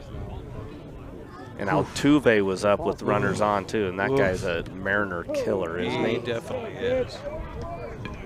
Even if he doesn't have help from somebody rattling a garbage can at or the clubhouse. a buzzer that's telling him it's an off-speed pitch. Yeah. Well, Mariners had a situation, speaking of probably Andres Munoz will be on the mound, I assume, here late in this one for Seattle if they're leading it. That series in New York showed something very interesting, that Munoz was tipping his pitches. Yes. Pitch swung on and fouled at the plate. Staying alive here is Philip Chung. I think the most obvious and most well-televised time where people were tipping pitches was with Bryce Harper was hit a home run, came back in, chatted in somebody's ear, and then the next guy hit a home run, and I think the next guy after that hit a home run too, didn't he? I know it was 2 in a row at least, but it was in the World Series, and the pitcher was tipping. Yep. Andres Munoz in that New York series where he was on the mound, and New York, I think that was the series, the game where they came back after the Mariners had a no-hitter for Brian Wu. Yeah. Through 7 innings. Yep. And the game goes into extras. Pitch on the way here is in for a strike. Of course, Dan Kuntz out there, our center field camera, is just loving life with his Yankees. Oh, gosh. But Andres Munoz in relief obviously was doing something with the ball in his glove where he was tipping when he was going to throw a slider, and the runner at first base was picking it up, and then he was relaying that to the runner at second base. So if you look at the runner from second that was leading off at the time, he wasn't even watching the pitch. He was watching over to the runner at first base. And apparently Munoz, when he reaches up and he does that waggle of his web of his glove, apparently on the slider, was showing the grip. Yeah, that's crazy. That was Alex Rodriguez was speaking the other night and talking about how he could tell if a guy was going to throw an off-speed pitch because of how much of the palm was showing out of the bottom of his glove. Interesting. So if there was less of the palm showing, then it was going to be a fastball because it would grip it a little bit tighter, but a looser would drop the hand down the glove, and so you could see more of the palm of the throwing hand. Any little edge you can gain. 2-2 the count here to Adam Haight. Has a triple tonight and swings and misses on this one. So a couple of strikeouts in a row after giving up a couple of runs here early on by Blake Hager. And now 2 outs for the AppleSox. Here in the bottom of the 8th inning, brings up Cade Martinez, the 8th man to come to the plate in the frame. That was a great conversation by their coach, wasn't it? Yeah, whatever he said. Yeah. After he gave up a triple, a single, there was an error, there was a walk, there was another single, and then a strikeout and strikeout. And here's strike 1 to Cade Martinez. Yeah, I remember the first time that I ever really heard of a major league pitcher that was doing it, and I think it was Barry Bonds who was talking about the College World Series. These kids in the College World Series are incredible pitchers, right? And he was sitting there and he's like, okay, oh, here comes an off-speed pitch. Oh, here's a fastball. And like people are like, how are you even saying this? And he's like, well, look at where he holds his hands on the setup of his pitch. If his hands are higher, it's going to be an off-speed pitch. If it's lower, it's a fastball. Sure. So like where his glove was, and then he would bounce it and it would be a different pitch. And 1-1 pitch misses high and away for ball 2. 2-1 the count to Cade Martinez. So it's almost like cheating, but it's not. It's just knowing your opponent and their tendencies. Sure. And it's studying film. Yeah, and it's unknown to the person that's doing it. Right. Pitch here swung on the ground to do shortstop, and they'll throw to first base, and in time for the out, so the AppleSox are retired. One more chance for Nanaimo as they trail it now 11-1. We'll head to the 9th frame here on the NCWLIFE Channel. Les Schwab changed the tire game more than 70 years ago. Today, we still believe you should get more from less. Like more hustle, less hassle, more of the best service around, less of the runaround. Because we include America's best tire warranty in every tire we sell. So you get more unbeatable warranty, less charging you extra. It's why we're more than proud to say, you get more from less. Welcome to the summer of good. Good people, good taste, good vibes, and good, well, everything. When you're ready for some old-fashioned good, Abby's is your place. We've been celebrating summers around the P&W for over 60 years. At Abby's, good is a legendary tradition. Holy pepperoni, Abby Man. It's the hometown hero bursting onto the scene this July at a special price, starring classic pepperoni, green peppers, and Italian sausage. One bite and wham. Don't miss the summer's biggest blockbuster. The hometown hero has arrived at Abby's. Joe Skyleman will try to get the final 3 outs here for the Wenatchee AppleSox. 6'2", 195-pound sophomore from right here at Wenatchee Valley College. He's a Wenatchee Panther and a Wenatchee AppleSox. And how cool is that for a local kid to make the team and come out here and pitch? And have success, too. He pitched in one of the first games that we had this year and did very well. Looks to me like he's, 3.88 ERA, so continue to have 3.68, making his 5th appearance. He's pitched 7 1/3, no record for the AppleSox hurler. He's got 6 strikeouts, a couple of walks. Yeah, so come in and, like we've talked about, come in and get some work. And is this situation here a pressure situation? No. As far as the game is concerned, but he's going to put as much pressure on himself as he needs to, just because he knows that this is an important situation, because he doesn't get a lot of them during the summertime. So what a great opportunity. I love this league for this purpose right here. Swinging a foul back by Andrew Nicoluk to lead it off here in the top of the 9th. He'll be followed by Trevor Goldanet and Raul Fabian Jr., number 9, 1, and 2 hitters for Nanaimo.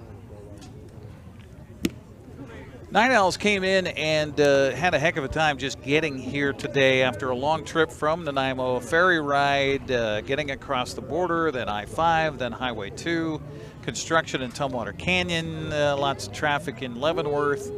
They got here probably about, 45 minutes before first pitch. I mean, really? It was late that they finally got here. Really no time to hit, no time to field. I mean, it was just, okay, strap them on, let's go. Yeah, and that bus ride was not short, as you mentioned, so sitting on a bus the whole time. Right, exactly. They did try to get out to the batting cage here behind the right field wall. Hit a little bit as you could, but I assume if you come out to the ball game tomorrow, you're going to see a different Nanaimo team than what you're seeing here tonight. Yeah, and they'll be able to that's the one thing that they get to do is take batting practice on the field before the game too. So it gives their outfielders an opportunity to see balls. You know, we talk about that all the time about the right fielder not being able to judge a ball very well. But that's a thing that I always pushed was kids treating it defensively as an important thing when we were hitting live on the field. Be in your position and learn how balls come off of bats, and then see that vision when you're out there in right field to see if you can't be better than a normal guy out there. Strikeout for Joe Skyleman on Andrew Nicoluk, the first out here of the 9th inning. 1-0 the count to Goldanet, and the pitch here misses outside for ball 2. 2-0 the count to Trevor who is 2 for 4 tonight with a couple of singles, also a strikeout and a ground out. Having a conversation about pitches and yeah, that ball taps bounced away from Kittle, and I believe that's one of those where, okay, he crossed me up. We need to make sure we're on the same page on the signals here. Yeah, and you can see the umpire, he will not, he gave the no visit sign there, so.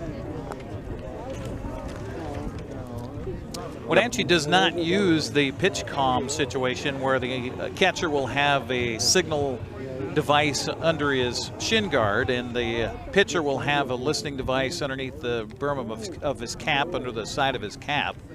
We've seen some teams use that. This pitch swung on a fly ball to left. Ji-Hee Lee has been a busy guy tonight. Makes another put out.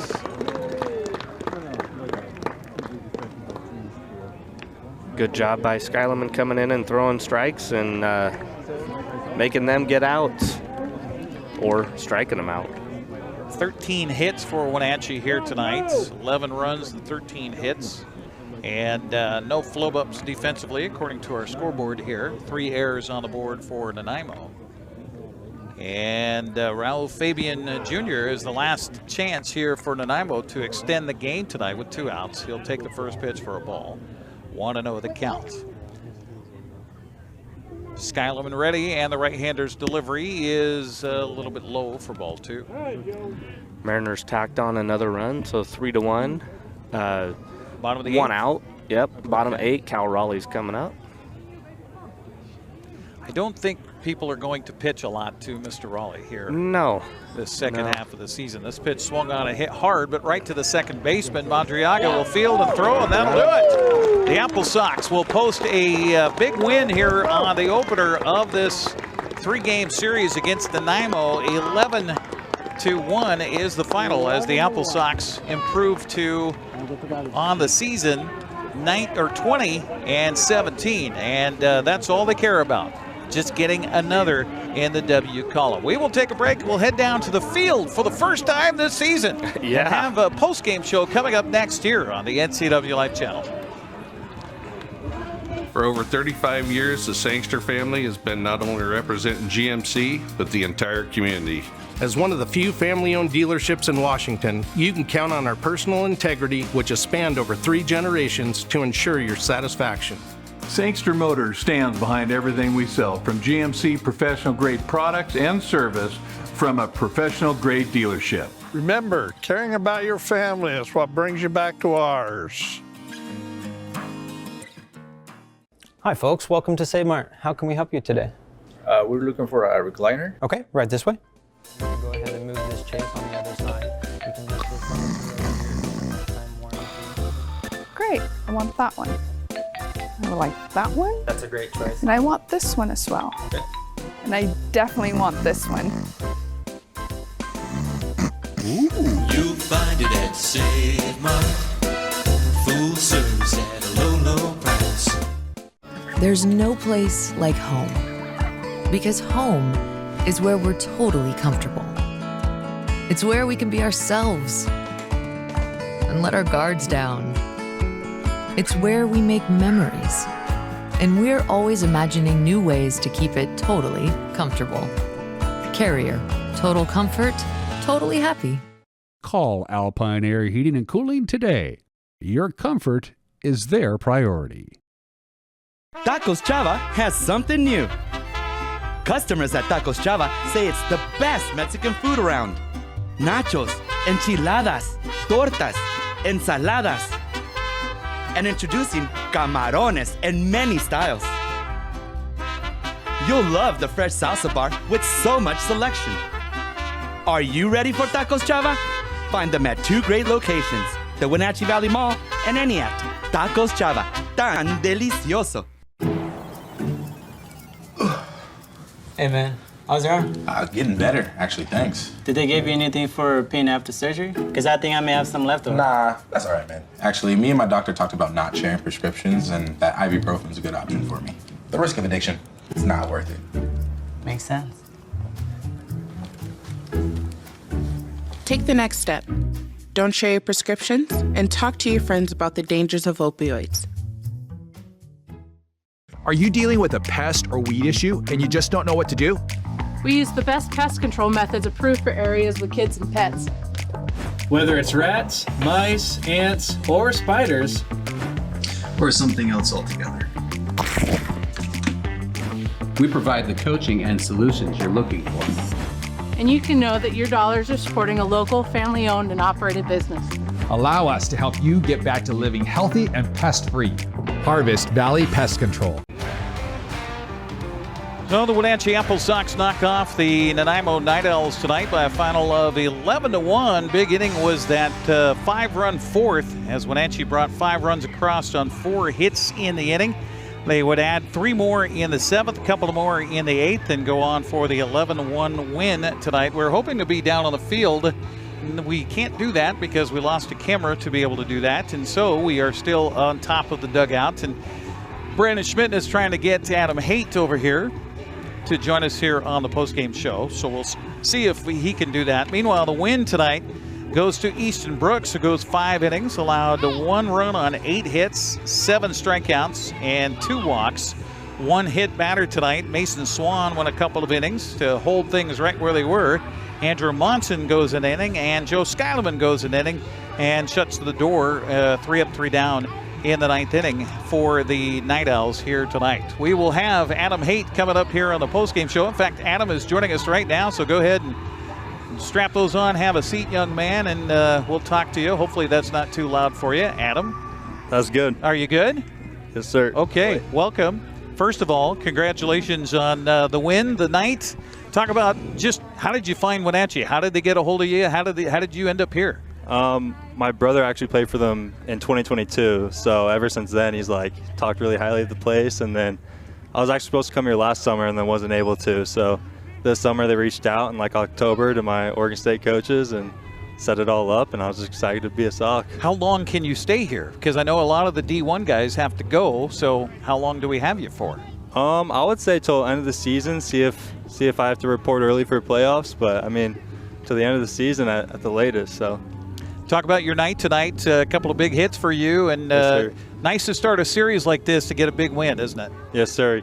Yeah, I mean, seeing the ball really well tonight. I mean, the boys were raking, so when you have 12 hits, you're gonna score a lot of runs. So it was super fun. Well, there's been a few of those games, and maybe you weren't necessarily a part of that, but so far this summer for the AppleSox, a lot of guys on the base paths, but get them over, get them in. It was the get them in part that wasn't necessarily happening.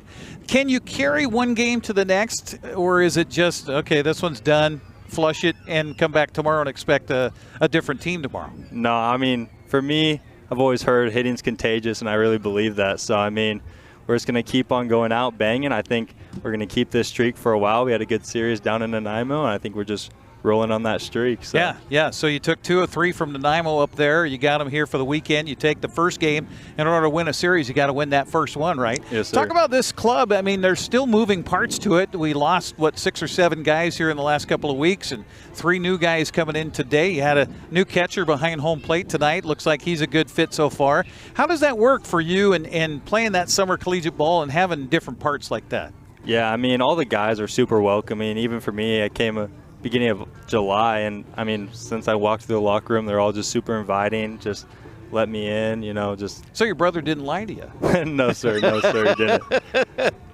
Talk about what your goal is for the rest of this. I mean, right now, you got to win tonight, so that helps in the standings. It helps maybe that postseason run again. Wenatchee played for the championship last summer. I don't know how many of the guys have talked to you about that or the coach has talked to you about that. But what do you think about your guys' chances now? Because I know it's one at a time, but you got to win to get in. Yeah, no, I mean, this team we just love winning. Every single guy on the team is super competitive. They're going to give it their all when they step on that field. I think this year, coming with a little bit of vengeance from last year, didn't quite make it, but we're there, tasted it, felt the loss, and I think this year we're going to make a good push and win it all. So. Well, Adam, it's nice to meet you. Thank you for taking the time here on the postgame show. We'll take a break, come back. Good luck for the rest of the weekend. The rest of the summer, we'll be here next Tuesday again on the 1st against Bellingham to broadcast it live on the NCWLIFE Channel. AppleSox get a big win tonight against Nanaimo to start this 3-game series. 11-1 the final. We'll come back and wrap it up right after this. At Kennedy Group, we understand that buying and selling is more than a transaction, and it's more than just a house. This is where you will gather with friends and family, and where a lifetime of memories will be made. But buying a home is more than memories. Oftentimes, it's your biggest financial decision. The agents at Kennedy Group understand this and provide real estate advice based on your goals and dreams. Call us today, and let's find your happy place. Apple Valley Honda is bringing the future of driving to you. Introducing the all-new, all-electric Honda Prologue EV. Say goodbye to gas stations and hello to a whisper-quiet ride and zero emissions. The wait is over. Finally, a local option for a quality EV from a brand with a track record of exceptional quality and reliability. Experience the Honda Prologue EV for yourself at family-owned Apple Valley Honda. Stay close to home and visit us at Apple Valley Honda today for the life you live. One more time around here at Paul Thomas Senior Stadium as the AppleSox get the win tonight by a final of 11-1. Nice way to start that final 18-game stretch there, Coach. Yeah, for sure. And, you know, we were talking about early in the game about how we had way too many guys left on base, and then we started picking up, and it was really good for us to see us score in 4 innings tonight. We've been kind of been bitten by that snake where we score big in 1 inning and then we don't score in any other, but tonight we piled on 5 in the 4th, I believe it was, and then we came back and we scored a couple more innings, so that's really good to see. And as Adam was saying, hitting's contagious, and you saw that tonight. We played really good, and defensively we got ourselves out of a bunch of jams early. We did, yeah. Eight left on base. Some good for pitching them, with guys on base paths. They had 9 left on the base paths tonight. Did Nanaimo. And there was 8 in the first 4 innings. Yeah, it was. It was. And so they settled that down, and kudos and hats off to the starter tonight who gets the win for the AppleSox in Easton Brooks. We called him kind of Nick Walenda-ish here tonight, walking a tightrope several times, but got bailed out on the defense too. Madriaga had a great game at second base tonight for the AppleSox, and they get the big win here, and that's the most important thing. Tonight, win. Tomorrow, win again. Exactly. Yep. Like you said, got to take the series from Nanaimo. They're below us in the standings right now, so you have to win the games you're supposed to win. Yeah. And we did a good job tonight coming out, and like you said, Nanaimo's they're gonna be a different team tomorrow. So can't overlook. Night of rest, and well, they didn't even get. They had the choice: batting practice or food. Ooh. That's what the coach told me as they got in Really? here. Yeah, and he says, "Well, we're getting food. We're not gonna hit. We're gonna get food." And so they did. And tomorrow they'll hit, they'll field, they'll get used to the ballpark, and it'll be a different night. So 6:35 tomorrow night, 5:35 on Sunday as they'll wrap up the 3-game set. We'll be back here again on Tuesday with Edmonton coming to town to begin a 3-game series, as that also will be a crucial series here for the Wenatchee AppleSox if they have any hopes of making the postseason, which would be the 4th in a row since Mitch Darlington has been the head coach here in Wenatchee. Yeah, he's got a good thing going here, and you can see it in the excitement and the welcomingness of the players, as Adam was saying. As Adam just said. That's a really cool thing. Want to thank our crew tonight. Ethan Leonard back in the studios, our studio coordinator, also our line producer tonight on site, Tucker Wagner, and on cameras, Dan Kuntz, Juan Sanchez, Eli Ginter, also Callie Benson, Jesse Ventura here tonight as well, and Tim Bernowski, our production assistant. For my partner, Brandon Schmitten, I'm Eric Granstrom, as the AppleSox get the win tonight by a final of 11-1. Have a good night, everybody. The pitch by Busic. Thanks for watching Wenatchee AppleSox Baseball right here on the NCWLIFE Channel. Tonight's broadcast was sponsored by our Platinum supporter, Alpine Air Heating and Cooling. Also by Abby's Pizza, Apple Valley Honda, Biosports Physical Therapy, Caldwell Banker Cascade Real Estate, Global Car Care, Harvest Valley Pest Control, the Highlander Golf Course and Grill, the Kennedy Real Estate Group, Les Schwab, Sangster Motors, Save Mart, Tacos Shava, Together for Youth, Valley Tractor, and Alpine Air Heating and Cooling. This has been a special presentation of NCWLIFE Channel Sports. We now return you to normal programming already in progress. So the AppleSox will advance